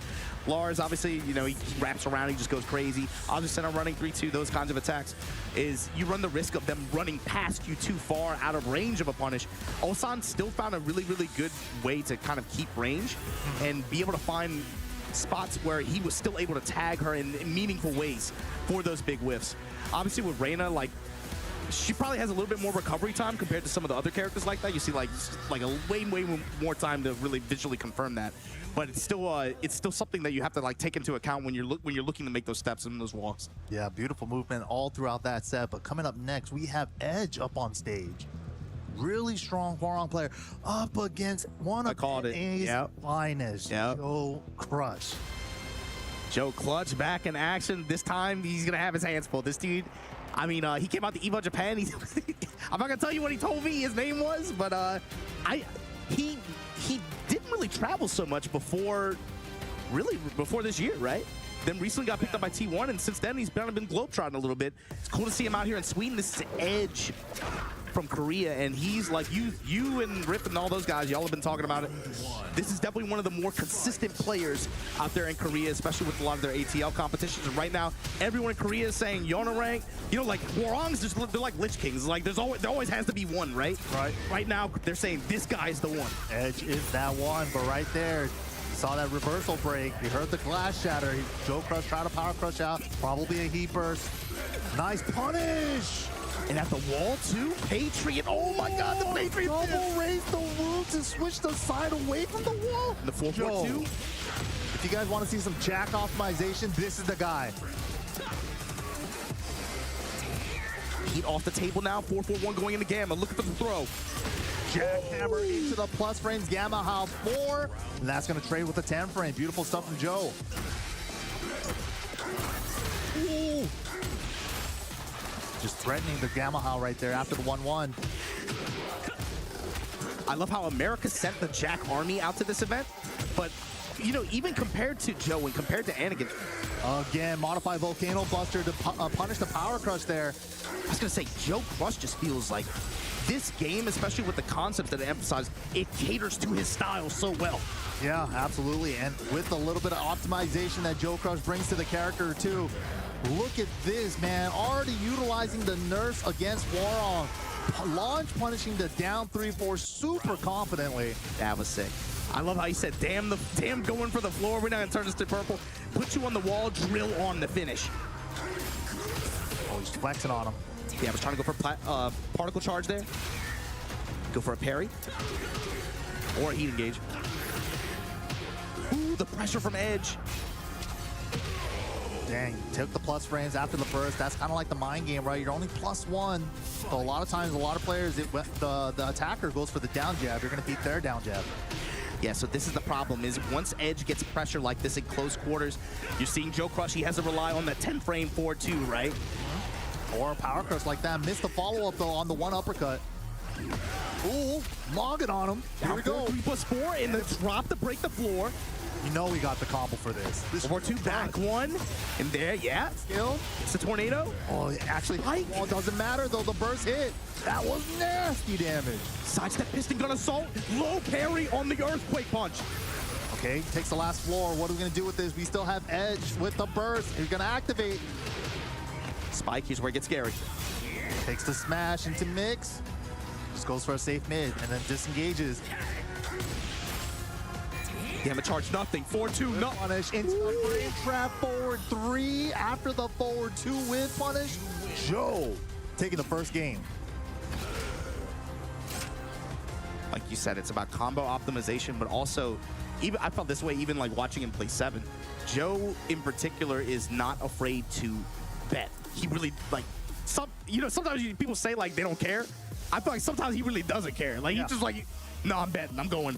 Which is like a really scary thing to go up against when you're going up against a player like that, right? It's like, this guy is not scared to plant the seeds right there. You know, he just went for it, you know, stuff like that, right? Especially in tournament, especially in high stakes, but also in Tekken 8. This game, heavily rewards that kind of play style. Right. Yeah, I was thinking that too. Right when Tekken 8 dropped, I was thinking that Joe Crush was going to be a beast because I think it does favor his playstyle a lot. Continuously going for the Gamma Howl parry, not working out for Joe here. Counter hit down back 4, all natural during heat for Hwoarang. That's the thing, that character in the heat. Edge, in particular, you're gonna you see a lot of rounds when you watch him play. He's really not afraid to just throw out heat smash, rage art. He's also like very, very liberal with that, those kinds of stuff. But with the return at this character, especially how much scarier his pressure gets in Flamingo stance when he's in heat. Man. Scary stuff. Scary defensively, very scary. Joe fishing so hard with the 4-2s. Ooh, catches him with the left Flamingo forward 3 heat dash though. Big combo time. Are we gonna reach the wall on this stage? We ain't too far from it. Oh, I think Joe's kind of bait him to chase him. Down forward 4 and then transition there. Edge really slowed the match down and was just able to just kind of pick him apart at range like that. Ooh, right into an uppercut. And that keep out down forward 2 is good. It's good, you know, it feels like a little stubbier than compared to some other ones, but man. Ooh, these are two scary characters to whip in front of like that. Great duck on the power crush. So heat activated, go for the heat dash, a little bit of chip. Just looking for the down for 1. Power crush his way through Edge. 1-1 even on the set. Really strong answer in game number 2 there for Edge. Really turned off the offense there. I don't care if my down 3-4 is a launch punishable. It's not launch punishable if it hits. Yeah. And it's like you pointed out earlier too, Joe Crush, like once pressure is established for Edge, what are Jack's defensive options? It's like 4-2, you're betting on a power crush or maybe like a heat activation. Particle shield hasn't really worked out so well for him when he's tried it. Edge did a really, really good job of staying out of the range of 4-2, took advantage of whiffs a couple times when he had the opportunity, but then was able to get in, establish pressure, and then it's just like, it's not fun when characters this fast and with pressure that good are on top of you when you're Jack. Yeah, especially Jack, because big body character is going to have a hard time stepping around stuff, so a lot of times you're going to have to challenge, but right there, if you challenge, you're guessing that you're going to be swinging into their timing just like that. Get down 4-3+4, Willie just... Uh-oh, the windmill punches is good. Nice. The Bart Simpson. It's your fault. I'm going to keep swinging. Low punch into mid. And I like the way you were just talking about sidewards lateral movement, right, with Jack and how tough that can be. But this is one of the characters with a really, really strong backdash. Man, carpet throw just to be able to get the round like that. Unfortunate, no throw break there from Joe. And that's the nice thing about Hwoarang, too. He has a full throw game. Same as Jack, though. Great, sidestep 2. Gets the hit. Bet on the swing afterwards. Did not work out for him. It somehow, man, ends up on the deficit and on the HP in that exchange. Oh, man, all these pokes are adding up. And Edge mixing it, too. Power crush, 1 touch. Down 4-3+4 heat dash. 1-1-3. A classic. 1-1-3-3. Let it rip. He did him like that? What? Tekken 3? Okay, particle shield. Wow. The sand switch made the down jab miss. Thrust kick out of Gamma Howl. Back 4-4. He's trying to get the Sherman stomp on him. The low cross chop. Okay. Earthquake punch. It's a chance here for Joe. Well, activate. We cancel. Scary. No break on the roll and choke. How are we getting up here? Act 3, he's gonna just eat the damage, gotta eat again. Final chance for Joe. What are we doing? 4-3 pressure, and again, I like him using Gamma Howl, using that movement to be able to get back, create some space. 4-2, 4-2. Wow. Okay, Joe is alive. 1 round on the board. 4-2 into just standard 2 jab into the power shovel low. Counter hit grab. Shout outs to Gigas. Rest in peace. Counter hit.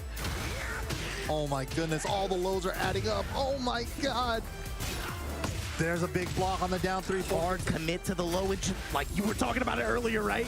Coming into play here, comes with a big while standing 1 launch conversion here. All that in the heat. 4-3 particle shield, burning on the heat dash. Wow, the duck on the throw into the heat smash for the punish, and Edge is gonna take the set 2-1. Good set. And yeah, I believe that's going to dictate who's going to be on. This is Pool B2, right? I believe that's going to be who establishes control of the bottom side of the bracket. So that's likely going to bring up Edge versus JDCR at the end of this pool. That's just to get into. That's to get into top 32, by the way. That's not for any stakes yet. That's just to get into top 32. That just tells you how high the level of competition is here today. It's just like bunch of strong, high-level EU players, bunch of NA, you know, the Jack Army from NA is out here. We got super strong players from Korea like Edge that we just seen, you know, and Joe Crush. We got to see the beautiful modified Volcano Buster combos here. Yeah, the end of this first game, yeah, man, that Volcano Buster combo was sick. I really love that he's using that to punish Hwoarang's Power Crush now that they nerfed it to be -14 in this version. Back to how it was previously in Tekken 7, but yeah, Edge just did a really good job of cleaning it up after game number 1. Right there, 4-2 little and a frame 4-3. grab, Yeah. Yeah, the infinite stage here. He got the heat activated Hwoarang down back 4 into the flappy kicks conversion. That does a grip of damage. And right there, that exchange too. He missed the plasma blade. He missed that opportunity, but Edge still edging it out. That duck was so sick. That's like that exchange, especially going to that power crush in that situation. That's something I feel like we've seen Joe Crush do often. And Edge to like have the presence of mind to just hard duck there, you know, and it gets them a big reward. Ooh. Well, activate here. This goes with the back 1+2 heat dash. Edge had some really clutch flash ducks on a lot of these little sequences that Joe was throwing out at him. After thrust kick, Gamma Howl just goes with the back dash. Leverages the smash. 4-2, jab in the power shovel low, and then yeah, that quick duck on the low-high exchange there. Joe Crush was able to get big return here in the heat activation. 4-3 uppercut. Particle shield just burn on the dash, but then like you said, that flash duck like that, instant read on the throw, boom. Yeah, he got that little fist bumps. He's pretty happy about it. Very stressful tournament here. Everybody wants to get a chance at that EWC qualifier. Yeah, beautiful shot of the crowd here as well. Everybody enjoying some Tekken out here. And see the next generation, man. The next generation of future. Little Tekken 9 players. But coming up next, these are, speaking of the future, right? These are two players who in different regions at some point or another have been called like the future of their respective scenes, right? Double, now a much older, more seasoned player coming out of Japan. You know, he's been, of course, representing very high with Law, but going up against the monster John, bro, with this Nina. Probably one of the strongest Nina players in the world. Going with the classic Tekken 7 outfit. If you guys like some Nina optimization, Jod is the one to see. Yeah, I mean, it's like, it seems like a robot, you know? Just like, even just like the way his inputs are, with the way his movement is, all of it just like seems together so a very intimidating way. Nice wall carry there from Double though. Activates with the burst to be heat activated. Ooh, the power of Long though, while standing 4 into the slide. Ooh, no touch into the smash, I don't care. Strong sequence there from Double.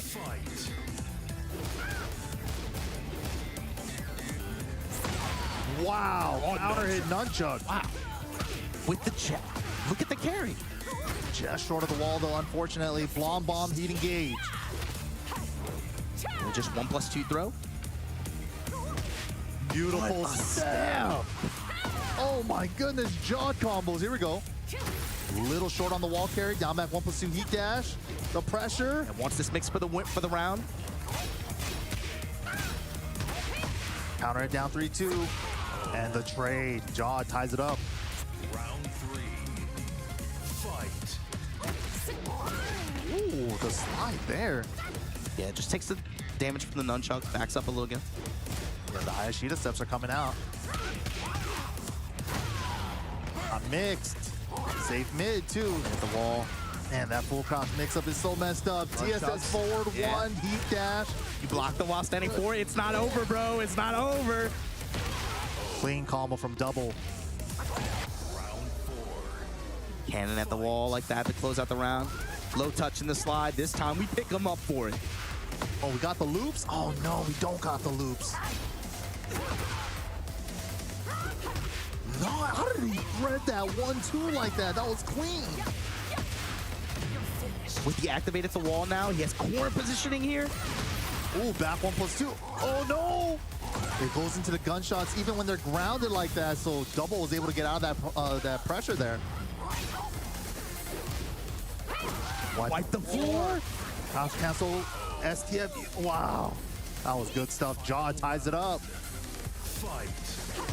The back sway down forward 2, that was clean. And that's like a Nina specific thing. Whether it was from a sidestep, whether it was from a back sway and round. Oh, guys, cross up. We all got hit. You got hit. I got hit. It's the spike. E-dash combo should be. Oh my god. No, Ivory doesn't hit. Uh-oh. Uh-oh, wall blast. This is huge. Combo optimization from Double. Look at that. Rage. Look at how much HP. He almost backed up to 50%. Oh, 50% with rage. This is crazy. Trade down forward 2 in John's favor. One more hit. Sidestep Sidestep one's gonna be the answer there for Jod. That was scary. Goofy round. Damn, just from that one little sequence there, Double was almost able to bring it all the way back too. Get ready for the next battle. Yeah, Double, KSK, and Watanabe all recently signed the Zeta division. Come and get some. I dare you. Yeah, big shout out to all these sponsors picking up these Tekken players, man, making their dreams come true, being able to travel and compete. Run out. Round Try to qualify for the Esports World Cup, also gathering points for the TWT as well. Wow, catching the backsway with the Dragon Hammer counter hit. Into the Legend Kick Ender. Slide is good.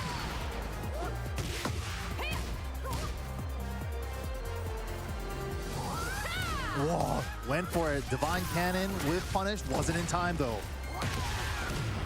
Burst extension, this should be enough. With the dash, it is. That was a super low altitude spike. fight. Wow, these down forward 2 timings from both these players.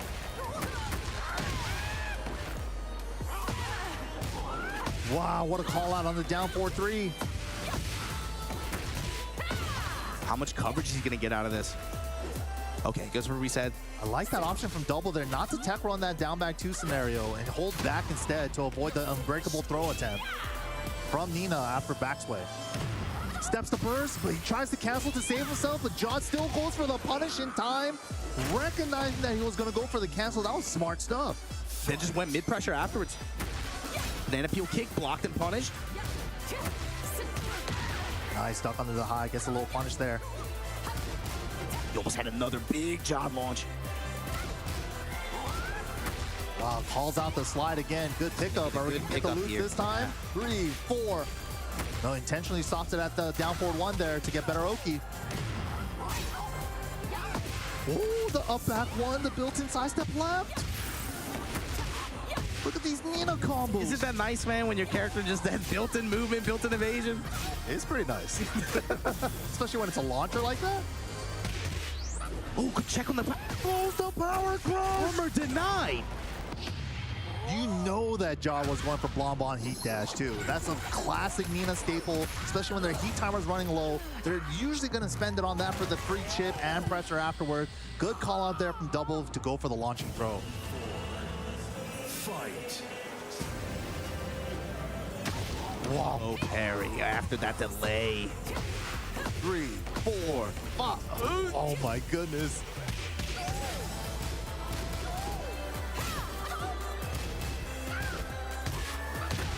Counter at 4, but Magic Force are dead. The jab carry, though, he's going to get the wall. In the cannon? No, never mind. Sweep ender, goes low. Oh, sidewall though, it doesn't stick. Yeah, I was expecting a heat dash there so he doesn't punish the 1-1-1.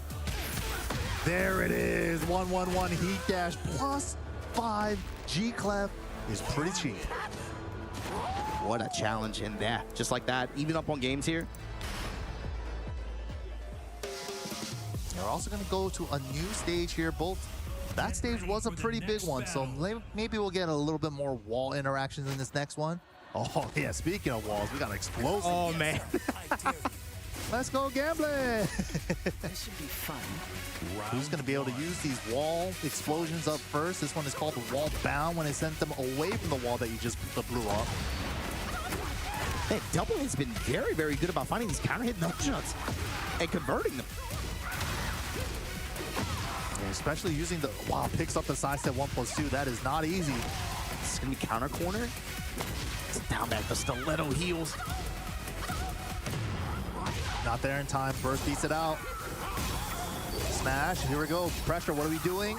Legend kick. Dangerous Wall situation for Jod here. Back to the wall. Power crushes his way out. Deals a lot of life too. Nice flash duck and then stood up just in case for the mid, but not going to be enough. Round 2. Fight. So tense right now. Down 3-4-3. Not a counter.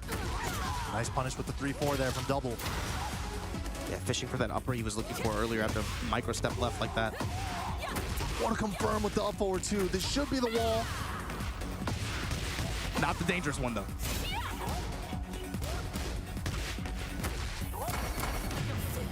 Armor through, just to maintain control. Oh, I had a step, but just punishes it with the burst. He already had burst in mind. He had the stab, good break on the grab. He's getting so thrown off by him not heat dashing the 1-1-1 to keep it safe. Choose to smash. Then cancel. 17 seconds left on the clock. Nice break on the throw. Double dragon punished. Rage art, is it good? Yes. It's good. Is this enough life? Oh my goodness, one apiece off of the Rage art. Round 3. Fight. Oof, a 4-3, those slide conditioning. Jod once again finds his upper here. Big drop on the combo though. Gonna get the back sway down back too, but power crushes through the nunchuck. Again. Now with the heat dash into the wall. Oh, that's good, Oki. Big low parry here. Gonna be recovering some life from this combo as well. That's the big thing. Low touch and low parry. Cannon at the wall. Oh, 4-3. That's gonna see, yeah, Jod. Back to the wood, the wall that glows like that, and then just easy confirming the Rage art.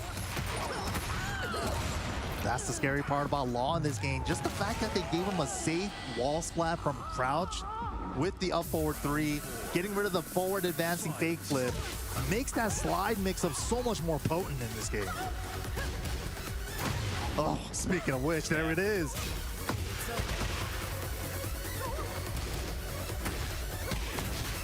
Oh, takes the frames. Whoa, big Dragon Tail. Nani? Just put it out there, Dragon Charge. Wow, the double tuck on the highs. Just looking to put the hammer on him. Jod now with heat active. Gonna burn it on the dash.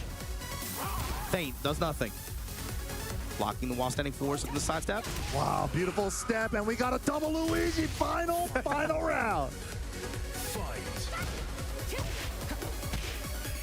Low touch, Jod reaching, block and punish on the slide. Oh, we got the loops this 3, time. 4, spike. First.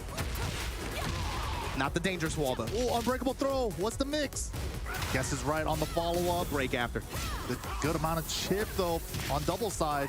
Can we heal it? What a block on the slide. Can we heal it or can we take it away? Gunshots from that far. Snap on the... Wow. And then he just kept the pressure on, went in the slide. Jod over double. We're really seeing that current patch coming into play. I feel like in the past hour and a half, we've seen at least like 4 people just step the living hell out of some activations. Right? And it feels great to see. It does feel It feels great to see. I'm sure John was pretty happy about that change right there too, because that is what allowed him there to close out that set against double. That heat burst, you can't use it the same way as before. You got to be a little bit more strategic about how you activate that. Yeah, it kind of, I think, forces players to also have to refocus how they value engagers, but then also combo sequencing that goes into that activation as well. Agreed. Yeah, a lot of times we have been seeing a lot of players opt for the heat burst in the middle of a combo to activate safely, like we're seeing in the replay right now. That was unfortunate that the Ivory didn't hit there, and this could have been a huge comeback for double. Had the wall explosion. Oh yeah, this one was 3. Bro, when you see players like rage and heat in 50% HP. Dude, look at this. He was doing it. Look how much life he recovered too. But the trade on the down forward too is what got Jod this game here. Crazy. Crazy route. It started a bit down here at the Coliseum, but Jod up 4-1. Yeah, The heat dash mix-ups, and like you said, that attack from Law, just especially with the threat of like not just the wall, but also stage hazards. When you factor that into, especially considering where we went for the last game of this set. Yeah, Arena Underground, very scary stage to play in tournament. Like, you want to be the ones to be able to use up that wall. You don't want your opponents to use that against you. But yeah, that 1-1-1 heat dash, such a strong option for Law there. This was a good call out too, man. No hesitation. He saw the sidestep. He knew exactly what was coming. Going for an attack, called it out beautifully with the rage art there, tied it up just like that. Low touch into low parry. Ooh. There you see it again. That's the problem, is when you have the threat of an exploding wall behind you like that, the value of attacks like that just become that much higher. We go activation. Big counter right back 2-2-2 into the Power Crush heat dash. Power Crush heat dash to nothing. Just because Double had the threat of rage there, and then the fact that Double challenged immediately with the jab tells him that I know you're looking for my rage art. I'm going to take my turn right now. But then right there, we saw the step around the heat burst with the side step 4, and Double's feeling it. 1.05, how could you? Especially with the way that Double did that call out on the sidestep attack earlier. You know, John had to have had that in his mind when he went for that heat dash, that empty heat dash rather. Here we go, another big match coming up for you guys. CBM coming all the way from South Korea, going up against one of EU's best Yoshimitsu players, Kane and Trench. Yeah, so I believe this is winner's side, top side of this bracket. Like I said, on the bottom you had what, Double and Jod. We just watched them face off. So I guess I would think that the winner of this is probably going to end up facing Jod in this pool. But there's still this one to be decided. Jin, Cherry Berry Mango, already qualified, already has his ticket. He's out here just to be able to compete for this prize pool, but also just to stay in shape. And Kane and Trench, longtime Yoshi player. Been representing for a long time out here. Yeah, this is not an easy match for CBM here. You do have a really strong Yoshi player in Korea by the name of iMusician, but no two Yoshi players really play the same, so it'll be a different take. However, if anybody knows how this guy plays, it's CBM. These two guys have a lot of play experience against each other. What a whip punch with the crouch dash 1. Still has a tornado. High splat conversion with the electric. Oh, I like that. Just threatening with the power stance, but goes for the heat smash instead to get the wall crush pressure. So the question is for Kane, seeing how CBM was willing to lay that pressure on like that, what spots is he going to try to pick defensively? So of course, leverage splash, spin. That's a lot of damage from the electric there. Stature kick. Oh, LLRK is good. Break on the grab. Kane and Trench. Does have some great health to work with. Looking for the heat activation. There it is. What a step around the 1-1. That was crazy. That was crazy. Fight. Stepping low. Looking for the uppercut. 1-1. Oh, stuffs him with the Fubuki knee. Ooh, missed combos. That's sick. On the safe wall, though. It's okay. Floats him out of the Indian stance. Sick. Oh, that dive kick. More plus at the tip range. Trade with a knockdown move, so he's not going to be able to get a float combo. What a walk. Dude, the way CBM stepping all around Yoshi's stuff is just so confident, so clean. And it's been successful almost every time. Yeah. Questionable rage art there. CBM takes that first game 3 rounds straight, super comfortably. The movement from CBM that whole game was just so comfortable. Yeah, really pinpoint reads on, especially like for Kane's decision making. Yeah, I wonder how Kane is going to switch up his options here. Maybe try to go for some more homing options, or maybe try to step with him to try to make things realign. Yeah, this is definitely not the first time they've fought either. You know, you got to remember CBM has, of course, the history playing out here, you know? So I'm sure it's a difficult challenge for Kane and Trench especially, but here we go. At least going into the floor break stage.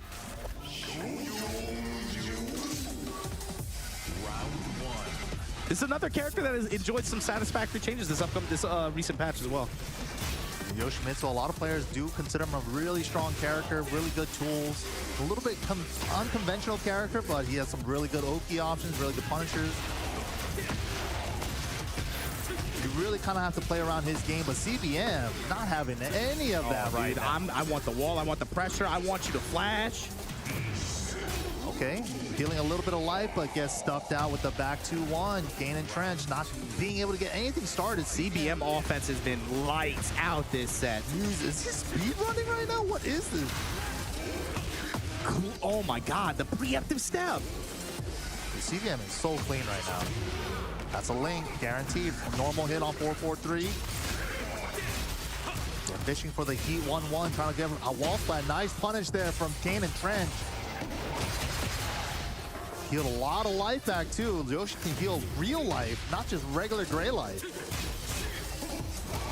Okay, wall jump attack. Ooh, Fubuki knee, do it again. With the bad breath in the middle, that was a sick combo. That is a cool combo. That's got to be a good round for confidence too if you're Kane and Trench. That situation is where CBM has kind of dictated the pace of this set almost entirely.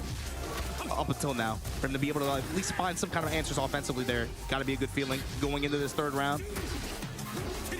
Oh, low pokes. Oh man, CBM right now winning off the razor thin margins here. Finally finds his demon paw. And the stab Raid on the 1-1. Trade with the blade.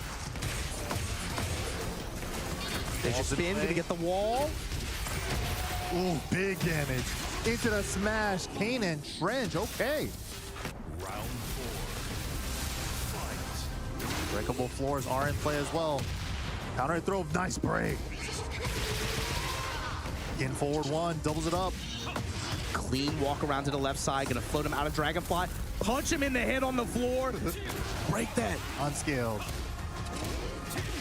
Oh, back turn.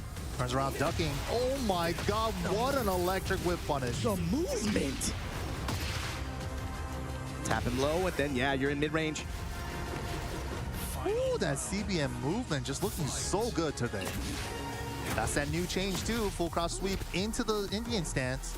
Getting some offense started with it. High crushing with the down 2, but the flash, the first one that's successful. Back 2 here. Heat dash and Kane and Trench. More than alive in this set, 1-1. What an answer. It was looking a little rough with CBM moving around everything, just like finding all his electrics and stuff, but Kane and Trench. He found big hits. He found big hits and was able to convert them. Made the flash count when he needed to. And I really like the fact that he was threatening the Dragonfly throw right there with that last breakable floor, and he went for the mid, but CBM just right on the guessing game there. Oh, speaking of floors, we got a floor blast on this stage on the potential final round. Let's see who's going to be able to use it up first. Fight. Trench with first attack. Nice punch on the power crush. CBM, man, he's consistently just found very, very highly rewarding sidewalks throughout the set. Wow. Kane and Trench really utilizing that new change in the latest patch. Recovering some real life, too, with all these sword attacks. There's a spin. Look at the chip that did. Oh my Look at that chip! Help! I'm blocking! I'm blocking! Oh, yeah, recovered a lot of that with that demon paw right there. Engager. Spin, spin, spin, That's spin. what I was waiting on it, man. There's always a spin moment. No break on the throw. Stab! Stepping low. 4-4. So close. 10 seconds left. Just out of range! Wow, that was so good from Kane and Trench. He was like, I spin left, I spin right. Got around the heat smash. Late flash up from CBM. Oh, more spins now from Kane and Trench. All the spins. Look at the great health on CBM. So this character it's like shades of Kool-Aid. He passively just chips you so much. He's definitely going for a lot more chip strategy in this game. Gets the full crouch low counter, but spins, a lot of spins in the back. Oh no, takes the back. He thought he was still stuck back turn. Still no spin yet. There it is. Got the burst to stabilize the combo, and we're gonna kill him with the heat dash afterwards. Smart Kane and stuff. Trench set point. Floor is lava. Fight. Yo, I don't care, man. I love this stage. I like it too. Kane and Trench was trying to break it with that. But CBN's gonna break it first with the dive kick in the middle of the combo. A little short on the wall carry. There's the explosion. Ooh, so scary. Nice. Just out of range. Little backdash before the duck. CBM's gonna make you pay for that. Resplat combos. Spike. Okay, guaranteed down forward there. 1+2 heat dash to keep it safe. Okay, CBN on the board. Fight. Kane and Trench, you gotta finish, man. Sitting stance, feints out of it. Ooh. Great spin movement, finds a counter hit punch. On the wall here, spin kicks. The chip. Oh my goodness. CBM willing to break here, that's fine. Oh, the feint. Wow. Him up, kangaroo kick. It didn't. It dropped down the angle. The 3-2, the 2 whipped. CBM though, big life deficit. He's in rage. That was unfortunate. That combo was gonna kill. Counter and throw, break. it. Oh, the win. So clutch. Heat smash. Wall crush doesn't hit the wall. Break. 13 seconds. Wow. Brought it back. And we're gonna go to a double Luigi. Here we go. Final round. This is so tense. Oh, the low touch. Maji spin kicks. Oh, the Fubuki knee is good. Wall in play. Safe wall combo this time. And it's Can't block that, boy. Wow, Kane and Trench, after game one going down like that to CBM, brought it all the way back. You could tell by the way he looked, even just in between games, in between rounds rather. Going into that last round, the focus and intent, you knew that set meant a lot to him. That was good stuff to Kane and Trench. Wow. In that last game there, when that wall combo would have killed, just stay composed. It's like, it happens sometimes. Tekken 3D games, wall angles sometimes get a little finicky. Especially with the way some camera mix up, that kind of stuff happens all the time. But he kept it locked in, and he actually finished the set. Good stuff to Kane and Trench. Wow. And that, man, I'm looking at this. Dude, thinking about this pool, you have CBM, probably Pina, in losers right now. That's only like half, speaking of half the bracket, alongside double. All three of those guys in losers. What? What? That is crazy. But yeah, we're going to look at the replay here. CBM just came out so strong in game number one, but Kane and Trench just slowly but surely held on And then that flash in that final round, game 2, really was brought him back here. Look at the chip damage. He shifted towards a strategy that really emphasized this, like towards the second half of the second game, and man, it felt like there were so many sequences where we would just look at CBM's life. It is like more gray health than it was real health. Right, and you know, that's kind of like the luxury that you have with certain characters like this that have high chip sequences like this. And being able to flip in between the two is okay. You know, maybe let's not go for mix-ups. Let's go for something that he just blocks and I take away his gray life. That is a viable strategy in Tekken 8. And then for as good as CBM had, man, some very high impact, high rewarding sidewalks and whip punishes on his side in the first 2 games, Kane and Trench really turned it up, had some really clutch spins in that 3rd game that really kind of widened the gap there. Yeah, especially that first round there, like when he was double spinned around his heat smash just to get around it, and look at that pop off. And you know how much it meant to him. He saved the ankle cutter for the very last exchange of the whole set. He didn't pull the trigger on it up until that point. Man, that was sick. Man. He had some pretty cool combos too. Like I like the combos where he does breath in the middle of them. Yeah, like that. I like converts that. I like those launcher, but yeah, there's a lot of great Tekken action here. Hopefully you guys have been enjoying the action here at home. But yeah, Dreamhack Summer, Jönköping, Sweden. We got a lot more Tekken action here for you guys right after this short break. Don't go anywhere.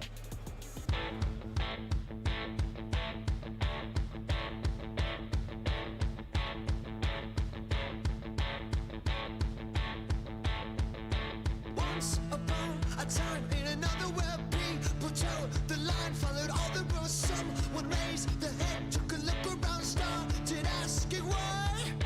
People rushing round, don't know where to go, worshiping a god. No one sees it, no one to do. Be like people they don't like, someone tell me why. I'm a cannon, you're a cannibal. Street fire, watch the Kaiser fall.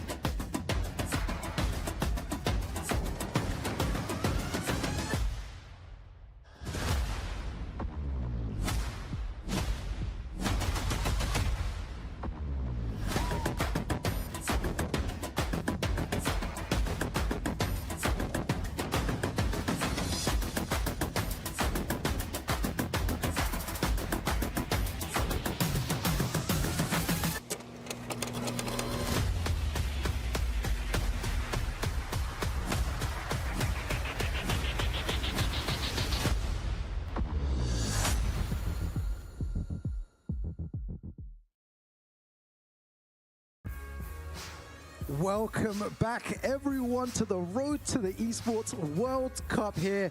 Man, the Tekken 8 action has been insane.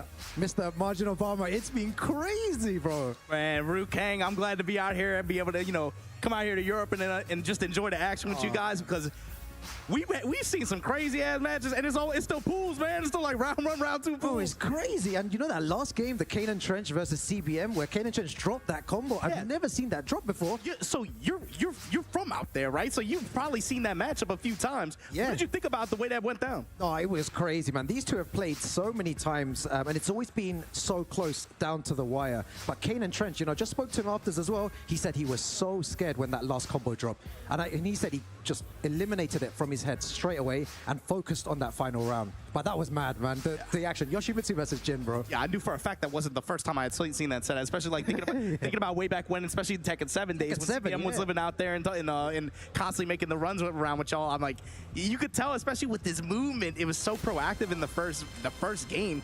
I'm like, man, he knows everything Kane and Trench wants to do. Oh, man. But then the way Kane and Trench just changed up his strategy slowly throughout game 2, brought it back and started playing some Tekken 8. I'm gonna chip you out, dog. I'm gonna chip you out. It was, the games are crazy, and like you said, Marchid, as well, it's only pools, bro.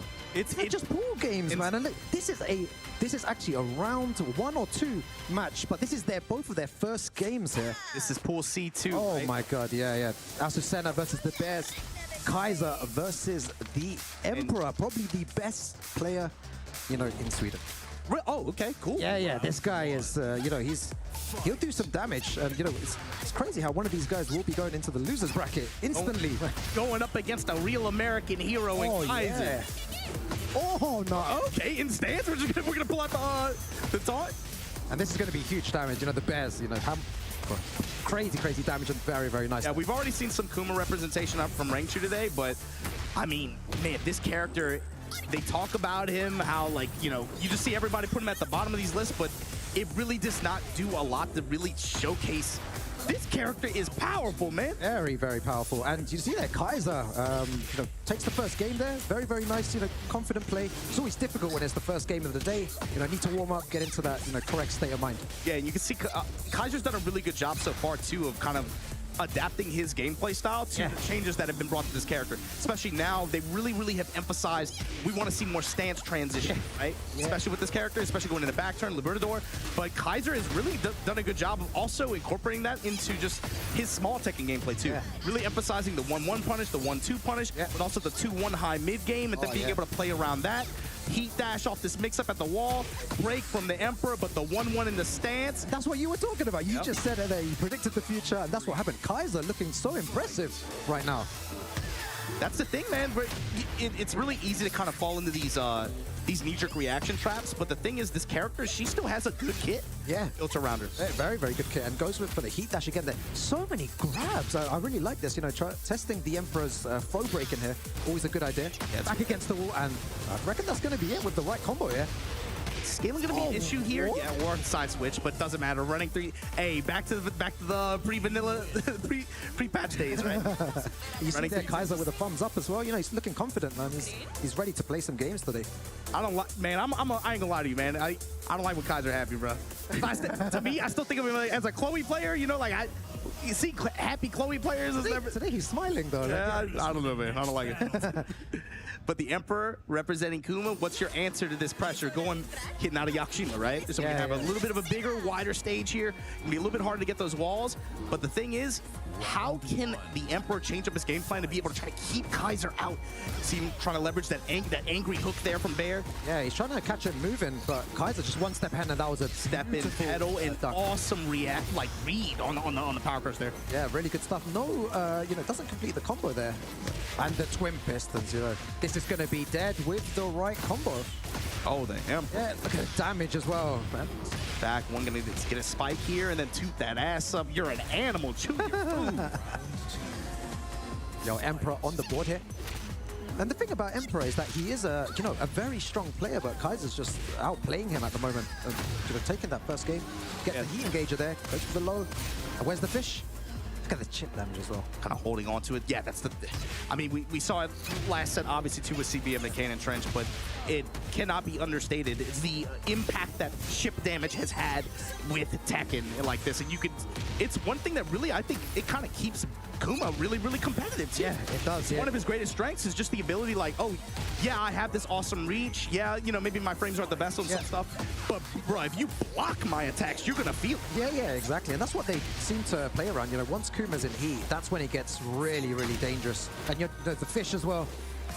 High crush, it's just so good. Especially, like you said, once an animal is in heat like that, oh my god, raw uppercut from Kaiser.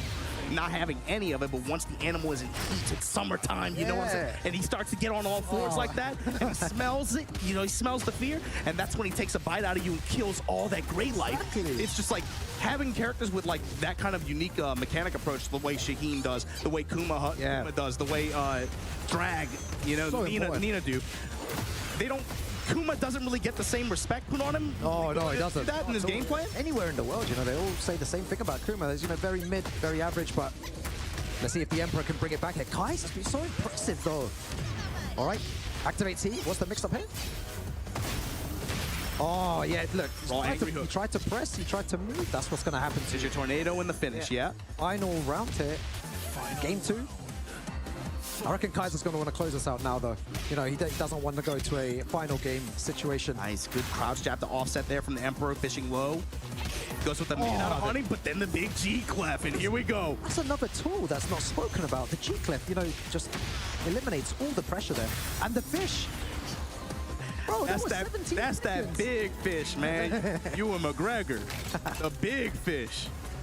Bro, that was crazy, man. That was a really good segment there from the Emperor, showing how strong he actually is. You know, he is one of the top players around in Europe and proving it there, holding his ground against Kaiser, you know, one of the best players in the USA. Yeah, and, you know, obviously, you know, I'm an invader, foreign invader here. You know, I am an American, right? But, you know, something about the way that these roads to the Esports World Cup qualifiers have gone so far, right? When we looked at what happened in Dallas, when we looked at what happened across the qualification story so far. Yeah. So far, out of the 16 spots that have earned their tickets to Riyadh in the summer, half of them have been from Korea.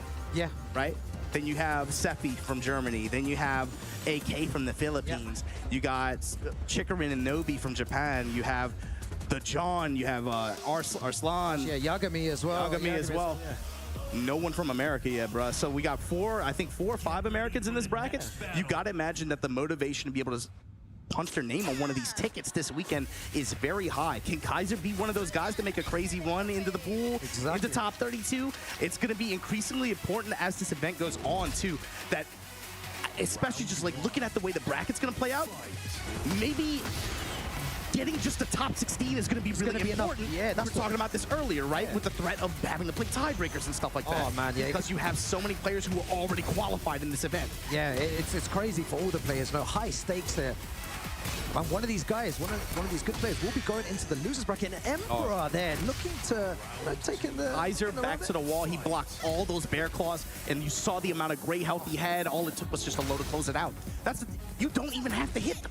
Yeah, you just... And this is the situation that you're talking about. You know, his brackets are going to be against all, and he's going to activate heat. That's a really smart decision, because now the amount of pressure he can put on here, how does Kaiser get out? Especially with the threat of the bear hook, bear wind fist. Yeah, and then the fish as well. Oh. Very nice backswing. Oh, he's trying to go into start mixes, and that's a beautiful big starter here too. Gonna get the wall. This could... Oh, that's gonna be big damage. Oh, very, very nice. Went for the wide while standing, yeah. The good thing is that Kaiser still has access to heat here, so he can still carry on his pressure if he wants to. Yeah, you gotta imagine he wants to look for an engager to hit here, right? But he might not. You know, beggars can't be choosers at this point. He wants to be able to get some of that health back. Never mind, off the table. Oh, back one there. Very nice power crush. Good dark. Oh my god, the Emperor, one more round, and he moves on to winners round 3. How crazy does that sound, man? Counter hit into the crouch grab. Heat activated now. Yep. So what does Kaiser's pressure look like? Counter hit throw as a starter. This character has a lot of ways that she can get creative with plus frames, especially going into stances. And he's going into those stances all the time. That's really good stuff by Kaiser. Still in the game here. That time it just went in the Libertador, it just went raw 1+2, just went for the raw launcher. Not the safe option, but Kaiser is not a man who plays by safety. He does not let safety dictate the way he plays. Here we go. I feel like he's having more, success. How did he throw on his again? stunts. Snap the leg. Emperor. How'd you make a comeback here? Back against the wall. He's got to start with this. Yeah, that's not going to kill, though. Recent change, obviously, with the heat activation is no longer able to KO like that. Final round here between Kaiser and the Emperor. Oh, the running 3-2. We've not seen much of that as well. Goes into stance like you were saying. He's doing it more Raw now. stance transition, raw. Oh, man, this is nuts. He's going to pick up still. It's all this off of bare lift kicks. Yeah, look. And then, yeah, activate. Not done yet. Oh, got the splat. Unfortunately, just too short to be able to convert. Oh, goes for the low, big wrist there. This is so stressful. The fish comes out, wastes his resource. Stonehead, we're gonna protect that. Oh, There it is. oh, that's mine to say. I don't. Oh, he pressed. Trade here into the rage art. So what's the situation after? It's the kick and the little flash. Yeah. Man, I can't believe this is so close. Anyone's game here. We're back to the wall here, running 3-2. Oh, and it's back one, bear smash. Oh, look at that. And the wild standing 4 from Emperor. The crowd goes wild. Look, the flags are out, everything. The Emperor takes it, sends Kaiser into loser's bracket, their first game of the day. Sweden on top, and again, look at this beautiful crowd out there. Look at this, look at this, so happy there. Yeah, great set to open up that pool play on there. Man, looking at this bracket, I think a lot of people probably had that match pegged as one that would kind of dictate who's going to be able to go up on the top side to face against players like Al, players like, who else? Saint, I believe, is also in the bracket. I'm not sure if he made it out this weekend, but there were quite a few players in this pool. But bottom side of that bracket, like that they're going to have to deal with going into the end, facing the top 32, right, infested, go Saint. Oh, man. This is all in that group, all in that pool. The losers bracket is going to be incredibly only two dudes can make it out. Yeah, that's the thing. Only two, man. And so many good players as well. So many great, talent out there. It's good to see, so many good players in one tournament. Makes it super, super stacked and super difficult as well. Well, yeah, it's not necessarily about the amount of fish here, right? But it's the density of these brackets. We talked about this earlier. It's just like, man, when you're looking at pool play and it could potentially be a world final, set, or it could be like this, we could see this being a Evo top 8 match or whatever, right? Yeah. That speaks to the density of skill level of player here. Yeah. Yeah, it's crazy, crazy stuff. We've got so many good games for you guys. I think throughout the whole day, we've had exceptional and very, very close games as well. Lots of final round situations, and there you can see, look at this, fellow Swedish players talking to each other. No, all smiles. I know they're having a great time here. Yeah, can't stress it enough either. This is still still early on in the bracket. This is still early on in the pool play. You guys are going to have a lot of fun later when it gets to that, like top 64, top 32, when it gets to that time. Oh, man, you guys are going to have a blast. You see, as what? Pretty international collection of players we have at this, even just kind of people just coming in from some of the other booths and just chilling and watching. Like, yeah, it's nice to see. It's kind of like surprising to me in a way, where it's just like you come out to Europe, especially, even just like very casual event goers here are like, yeah, my friend, everybody kind of knows somebody that plays Tekken, or they at least have some experience with it. So it's kind of like, culture shock. Pretty interesting. You get a lot of people just been wandering in, just kind of watching the matches. But coming up next, I believe this is going to be somebody you know. Yeah, Oracle 99 going up against Buffalo Soldier. Yeah, Oracle 99, one of the best players in Spain. Definitely top 3 in Spain. A very crazy Shaheen player.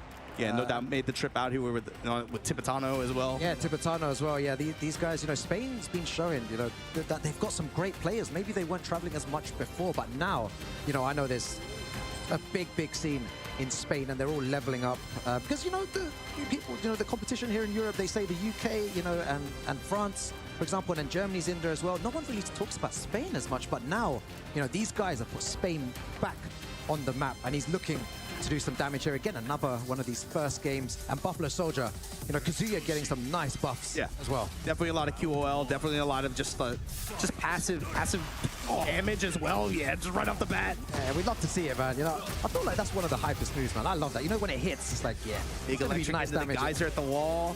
Oracle 99 trying to get something started with the stagger in the low, but not gonna happen. Buffalo Soldier denying him, willing to queue up heat activation, wall control. Kaiser on the heat dash, goes for a grab. Oh! Okay, back against the wall, tries to catch him, move in. Very, very good duck there. Using generic throws as well, just in case he tries to step. Yeah, yeah, it's good. It's definitely a good option, you know, for people who sidestep. Those generic throws, very nice slide as well. Ooh, and that, man, Oracle 99, he brought that back with quite a few sets of just raw guesses like that. Looked like Buffalo Soldier was playing so well, so confident, you know, with the low parries and everything, the electrics, and Oracle's just woken up. Oh, Mix finds the counter hit into the shotgun, into Al Ghul. Wall pressure, got the down 3. Oh, run it again, break the floor. Not done Gonna yet. kill with this. That was all pre-tornado. Oh my God. Yo, Oracle out of nowhere. Buffalo Soldier, a strong Kazuya player. You know, we can't count him out yet. No punish there, though. No punish, but delays his low, cracks the legs a little bit. Was looking for the tip range there, could just out of range. You know, I'd like to see a few more, you know, hell sweeps from Buffalo Soldier. You know, test Oracle, and, you know, again, going for the lows is always good. Especially when they get counter hit like that. Yeah, yeah, exactly. You get this kind of reward. All right, what's the mix-up? On the floor of the stage here. Going for Barrett. Yeah, from that range. I've been misinput or something. Yeah. Counter hit with the follow-up here. No way he makes this comeback. He's got the resources, though. He still has heat available, and I love that. You know, use your resource. Oh my God, the low be able to check out the power. All Ghul again for the guard break. Oh, really nice 1-1-2 there from Buffalo Soldier. Buffalo Soldier with that left step to be able to get out of dodge on that down forward 1 from Oracle. That, I mean, he saw his life flash before his eyes when he did that. Oh man, your life goes down so quickly in this game as well. Tap dancing under the mids, Oracle sliding right underneath them. Down 3. Oh, he's gonna punish that. Very, very good punish. Let's see what Buffalo Soldier's got here. Activates heat. Good idea. He's gonna continue his pressure for sure. Wavy, wavy, wavy. 1-1-2. Not even necessary, just 1-1-2 right past kick Oki. Trying to bully. Oh, that's gonna be very The Kaiser nice. heat dash and stomp him out. Yeah. It's good, you know, the way that he's actually moving forward. You know, you said that a second ago. He's not actually wave dashing. He's just dashing forward and putting some pressure on. He's not trying to get fancy with it. Yeah, he's just good block. Very good punish as well. Omni kick punish. Oh. Tap this crouch status. Oh, no break on the grab. Missed the while standing 1+2. Oh, 1-2 rather. Oh, my. Yeah, catches him with the mid there. Very good stuff by Oracle. Was looking a bit shaky towards the end. And this is, I've been seeing this all day. You know, everyone looks super nervous, man. Everyone's just like taking that deep breath. The stakes are high. No, Rukane. Like, bro, I know you're a seasoned vet and everything. I know who I'm talking to. That's Tekken 8, baby. Oh, That's Tekken 8. That's playing high stakes Tekken 8. Oh, bro, and look at it, the coaches as well. Look, again, the coaching in from both players. Pton obviously going up, you know, to his boy Oracle. They made this game. They made this game specifically to like. They're trying to see everybody get gray hairs. Oh man, yeah, for sure. Bro, I've already got gray hairs already, man. I saw like 2 of them on the side of my head. I was like, what is this, man? I've never seen this before. That's the nature of this game, and especially high-level competition, high stakes at global elite level. Dude, this is stress. This is the best of the best players in the world here. Showdown at the square here. Oracle with the game advantage. 4-4-2 being leveraged from Buffalo Soldier early on here. Oh, yeah. Good stuff. 4-4-2. Again, silent step into the low. But I love the patience there from Buffalo Soldier, just waiting for the right time, you know, defending for a couple of seconds, and the down 4-2 coming out. Very nice left side step from Buffalo Soldier. Burns a smash on the Ronius hit there, but yeah, right splits kick. Able to close out. Oracle holding south, holding true south. Nice, yeah, engager, plus frames. What's the mix up down forward one? Just going for very safe. Yeah, keep my mids. Keep my mids. You can break the 1+2, that's fine. I'm in heat. Oh, goes for the slide. I've seen people doing that very recent because the heat burst now leaves you such close range. You know, the opponent usually goes for a mix-up. Team Kings, you know, do giant swing and stuff, and Shaheen with the low there. That's going to be a nice combo to finish the round off. I mean, you block the activation that close to him. The offense is naturally so layered because of the threat of slide, because of the threat of guard break. Exactly. It's just It's just stressful, man. All right, man. You gotta be active. You gotta be active on defense and make a decision. Oh, Live with wow, it. that beautiful, beautiful reaction. Yeah, comes up with the elbow here. Oh, but Pistons, I got 2 of them. Jab extension here just to be able to get the heat spike. Oh, good option. Kaiser with the Again, heat yeah. dash and the stomp to finish. Buffalo Soldier trying to bring this thing back. Yeah, staying alive here, Buffalo Soldier. Electric. Oh, goes for the twin fist. It's a nice punish as well. Block punishing them with that little AM one, bro. I'm just like, you get up and just check you low real quick. Double 2, still punishment on point. Oracle. Buffalo Soldier's been putting like down 4-2s. He's been looking for him to try to do some passive gas, like passive tracking attacks. Oracle is not stepping, bro. He's not stepping. Oh, what a block. Double Yeah, Scorpion with the punish, and then Oracle bringing it back. Oracle with perfect punishment right now on everything. Very nice engager. Here we go. Hell sweep. We haven't seen, like, you know, too many hell sweeps, so definitely want to see more. Really nice mid option there. Well, Hell sweep. when the mids are working, like that, running the 2 4-4-2s like that, generic throw, we break it. Oh, nice power crush there. Right split kick. Oh, how do you make a comeback here? Oracle. Look at the power crush. He's just trying to leverage his HP. Oh my god. No.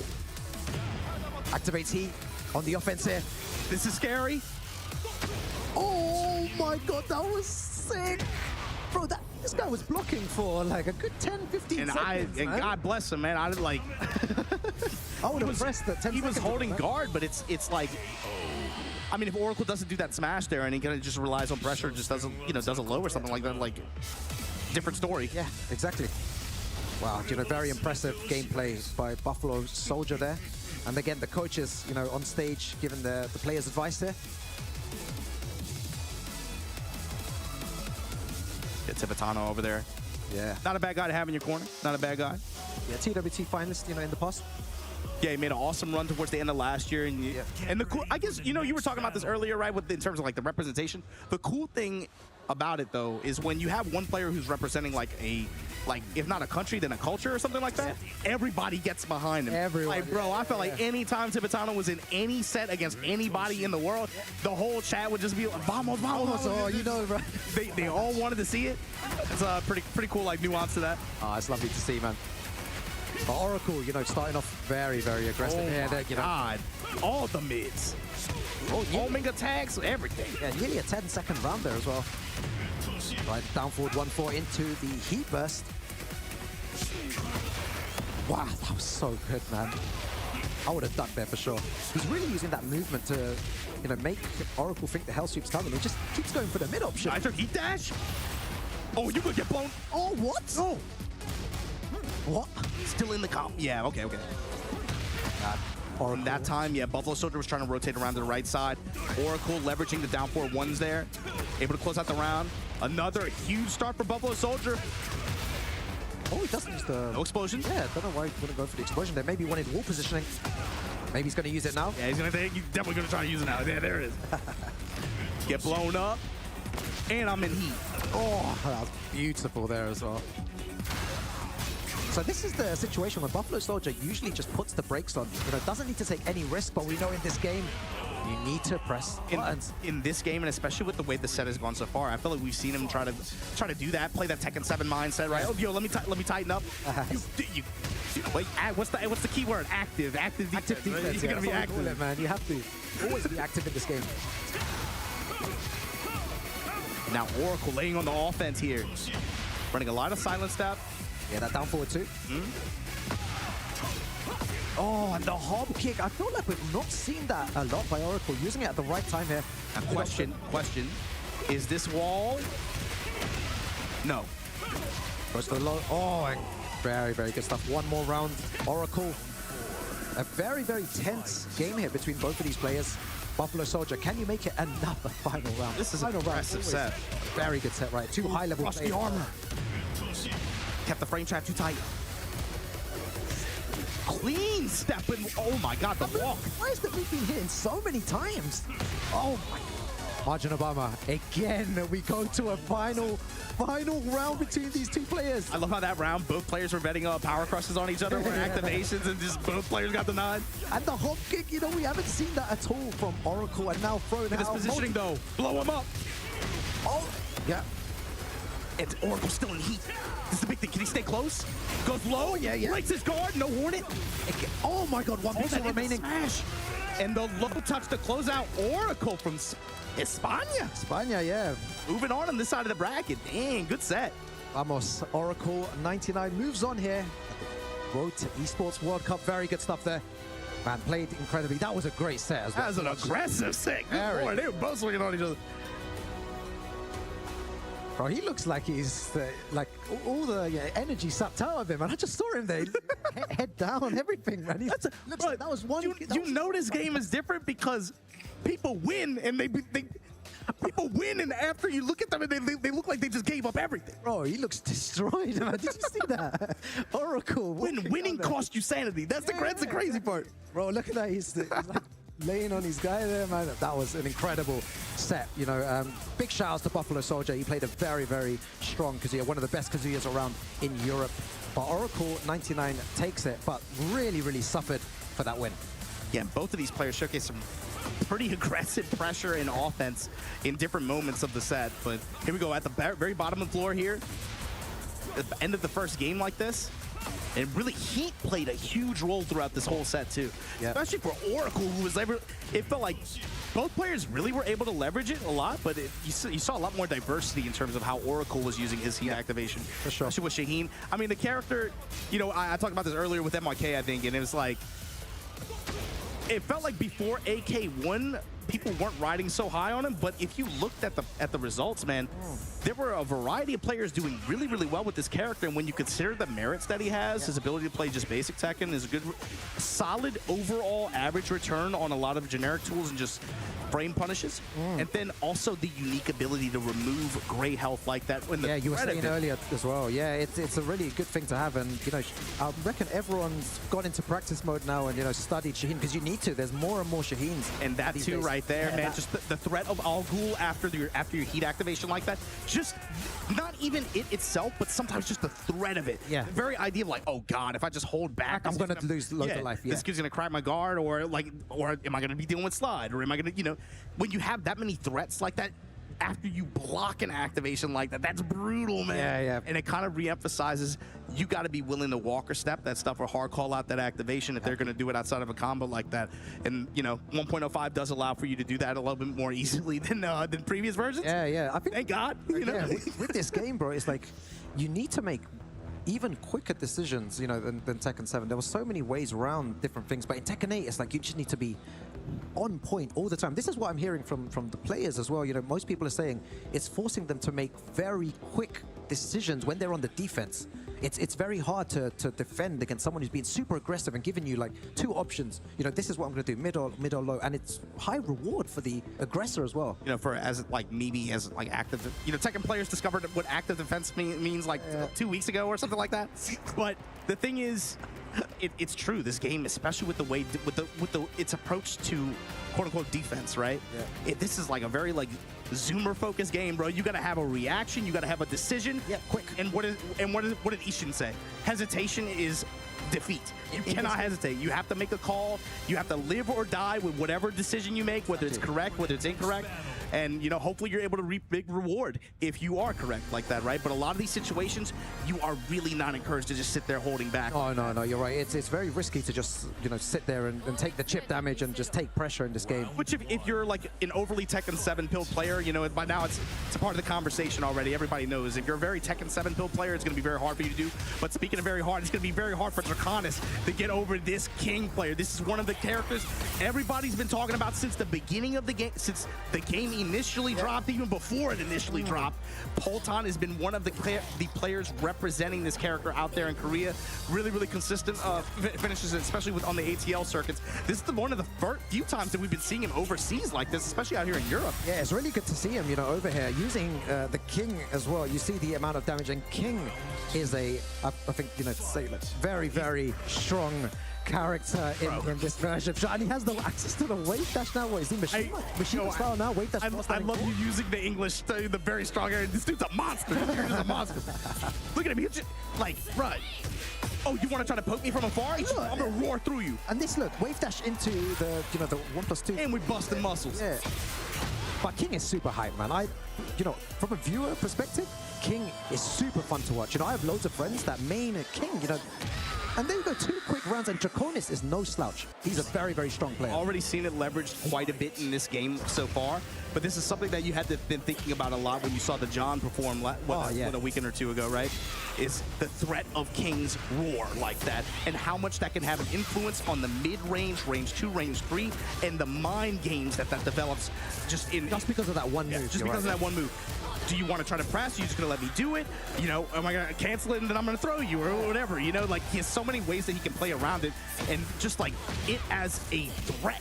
Yes. It's so strong. It's crazy, man. And Draconis here, trying to find a way back here, uses the dash, trying to put more pressure, and that's going to be some big damage there. What's the Oki? Step the chop and drop. Oh, when I'm in your grill, all that just to go low. Pton. Oh, so impressive there. I feel like there's a little smirk from him there. He's ready. He's ready to win this. And that was 3 rounds straight with the King. A great showcase in how to play the character. The forward and 2 as well. Very, very dangerous. And the threat of the roar, like you're saying, I feel like there's too many good tools that King has. What do you think, man? I'm not good enough. I'm not good enough to say that. I'm not good enough to say that, but Margin about way too many. You heard it here first, guys. Margin Obama agrees as well. He said it. King has too many tools. Way too many tools. He's buff, man. Especially like what 4/4 neutral 2, right? The low stomach, the hammer, right? That recently got touched in this recent patch, right? But I mean, even still, just as a part of the package, you know what I mean? Yeah. He's got everything. He has threats from a lot. Now, the counter hit damage did get nerfed in this recent update, but even so, that's still a huge chunk of damage. Really nice there. Goes for the Hell Sweep. Trying to use more lows there, and Pton just trying to sidestep in those situations. Back against the wall, not a good position. Need to be careful with that giant swing. He's got. For how safe it is too, man. It's just the return and the range too. Yeah, obviously nice. Steppable, but oh man. Very good stuff by Draconis there. Nice 1-1-2 punish. Yeah, good seizure of the momentum of the round. Here we go, counter hit launch. Going down for 1-2. Let this rip. Right splits kick. Oh my God, Pton denied him the offensive pressure. Yeah, clean step around to the right side. Funny how one single sidestep changed the whole situation, alleviated all that pressure as well. And now, Pton is on his. That's what you took. And then it's a giant sword. Don't you like when the 3D game is a 3D game? Don't you like that? Look at that big damage as well by the wall. Big throw for the mid option. Needed a jaw. Oh, really nice electric though. Oh, Matsu. Yeah, it's nice to stay on the ground. And the electric lift kick, all that in the Sen 3. Burn it on the heat and then catches him mid. Pton, what is your response here? Yeah, Draconis, super impressive. He's really, picked up the pace there. He's been super aggressive, and the electrics are landing. One launch, puts you at the wall. It's going to be good damage as well. And then a mix-up on top, and still has access to heat. Caught him out of step, blew him up, took 50% of his life. Oh, okay. Doesn't work out there. Oh, in the back. Oh, back shot. With the lightning step. And Draconis, excellent finish. Yeah, Draconis playing very, very well there. Stage select though, if they go to random one. Yeah, I felt like Draconis mostly got the benefit of the wall scenarios in that game. I'm thinking, how much is that going to play out, especially if they go to like a bigger stage or maybe something, heaven forbid, with a floor break. Oh, yeah. Oh, again, advice is coming through. Both coaches on stage. Who's your coach? So that's my boy Asim from the UK. Oh, hey, that's not a bad coach. That's not a bad pick. That's not a bad pick. He's my guy, man. That's the guy who taught me how to play the game. He showed me everything. That's the guy behind me. All right, let's go. King versus Reina. It's always good, again, to see a King player here, but one of these guys will be going into the losers bracket in round 2. Very nice heat engager to start things off there. Goes for a mid option. Try chain grab denied here, but Draconis able to find the launch here and basically get it back to even health. Oh man, yeah, the threat of that is it's definitely playing on Draconis' mind, but he's delaying his moves, which is really impressive. He's going to get that afterwards. And right splits kick and the power of just mids from Reina. Draconis on the front foot here as well. Punishment not there for Pton right now. Hold on. Goes for the sweep, taking big risk here. Nice power crush. We haven't seen much of that as well, and that's another one of King's very good tools. Decides to stay on the ground, and now you're going to eat this damage. Especially with the additional leg drop, brother. Oh, and there it is, the low hammer. Counter hit. Took a nerf, it still just doesn't rip. He'd activate through the pressure. Top for 1-2. Gonna punish that for sure. Tries to go for a grab just out of range. Goes for the heat smash. Yes. Goes mid. Emotionally kick, and we're gonna punish it. Draconis set point. 1 round away from sending Pton into that losers bracket. I feel like Crazy. everybody in this room knew that emergency kick with that low tap with toe tap was coming. The lows. Push Oh no, it this to is the wall. gonna be Muscle buster. big Blow damage. her up. Let's go. Pton. Yeah, definitely gonna activate here all the Jab way to the extension, wall. just wants this carry. Jaguar smash to the wall. Sabat kick ender. Flipper. Step on her toes. Oh my He god. dash. And the whip punish. Pton still alive with a perfect. Oh, don't tell me another final run is incoming, bro. This is crazy. The games are so close, and you expect nothing less from high-level Tekken. Very nice sidestep there as well. Again, the movement playing a big part here. 1-1-2. No grab of the break. Oh, sorry. No break on. You can't break that grab. Here we go. Right splits kick. Low hook. Oh my god, he manages to just load under the it. spring kick. Big damage. Dropper. Very nice. Both still have heat though. Oh. Oh no, is he gonna... It's gonna be good damage. If he doesn't break, he's not gonna break it. He doesn't break Oh it. my god. Margin Bubba. 3 final rounds in a row potentially here. My You almost god. spoke too soon. You almost spoke too soon. Oh my god. Mid kick finish. Pton. Final round. Oh, that was so quick. Shiny. Again, all the grabs coming out. Triple arm breaker. Another grab. Forward 2, down forward 1. The low mid mix is hitting right now. Pton. Q up activation. It whips. L sweep. Oh, What a side step. step in the back. Lightning stomp. Oh my Grab. We god. break it. Forward 2. Takes it here. Jesus Christ. Another 3 final round. Bro, my voice is nearly gone. I Draconis can't was keep up. right there, but Pton, man, leveraging. God, man, some huge return in some of those situations. And again, the power just bore for neutral too. Especially when you get that counter hit to back you up. Took some damage nerfs. It doesn't matter. That shit doesn't rip. Yeah, even though he's been nerfed a tiny bit, still does a lot of damage, man. It's crazy. Hey, but like it's cool seeing that again. What were the King players kind of complaining about? Like, King player, there's no presence for him at the top. Can Pton be the one to kind of punch that ticket, make a big top 8 performance this weekend, kind of silence some of those critics? I don't know. I think he can do it. The way that he was playing was super impressive and super fun to watch as well. King is always a character that I personally love watching. I know the viewers at home as well are probably enjoying that as well. But big shout outs to Draconis for playing so well. These are the highlights there. It seemed like He was right there. gonna. He was right there, man. At the beginning, Pton was running away with things, and then Draconis making a good comeback, going into a final round situation as well. Yeah, especially again, we go back to this stage, smaller, more compact stage with the wall. When you have the wall explosion that benefits you, Draconis was able to get the most return out of it at this stage. Yeah, it really And it helped make this like kind of a quick game too, right? And the pressure there as well. Yeah, you see, it was just all going well for Draconis. When Pton could not run away as easily, and of course with Draconis' approach, he was really willing to just be like, okay, right split kick offense. Okay, I'm in heat. I'm burning it on a heat dash. I'm trying to put you under more pressure. He just like kind of laid it on him, and then it just goes to game 3. With this stage is a little bit more open.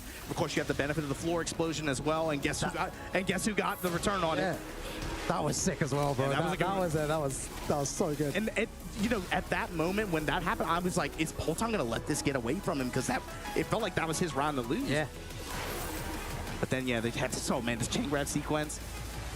Yeah, that was super awesome. Going into a You caught it early. You were like, I was like, this is final He round just already, hits the man. mid kick after. I was like, oh god, that's the worst situation too. With this back to the wall, that could have gone south very quickly. Exactly. But then this was As well, and then the movement as well. Draconis. You had great movement. He was right there. Counter hit grab. We broke it. Oh, and then the forward and 2 to win it. Very, very good stuff there. It's not the end, you know, for Draconis. You know, he's a very, very strong player. I'm sure he'll be able to do a lot of damage in that losers bracket. But yeah, you got to remember, we're looking for top 32, right? Yeah. That means 4 players get out of each group like this. Even though these groups are very, very brutal in terms of density, in terms of talent composition, you still have a chance in loser side to be able to kind of, once you get there, you know, anything can happen, right? Once you get to that 32 spot, you're competing for the cash prize, you're competing for the ticket, obviously. But here's another. Oh my man, God, this is bro. the same group too. This is the same pool. What is it?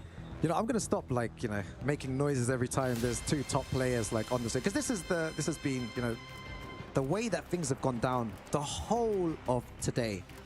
Man, this match, another crazy one. This is winners quarters as well, which means they both probably won 1 or 2 games This is group beforehand. C2. This is not the same group as the previous match, but the match before with Kaiser, right? So likely the winner of this match will probably face the winner of probably top side bracket's going to be between like Kaiser and Al. We're kind of in that cluster, but this is the other half of that. Saint versus Ty, and this is another character who got he got blessed up in this recent patch. The Brian players seem pretty happy. Yeah, you see all the Brian players on Twitter, you know, saying, yeah, he's back now, he's alive. Going up against the big machine though. Yeah, Saint, you know, doesn't need an intro for sure. He's been a top player for many, many years. Yeah, still kind of like trying to find that big performance win with Tekken 8 still here.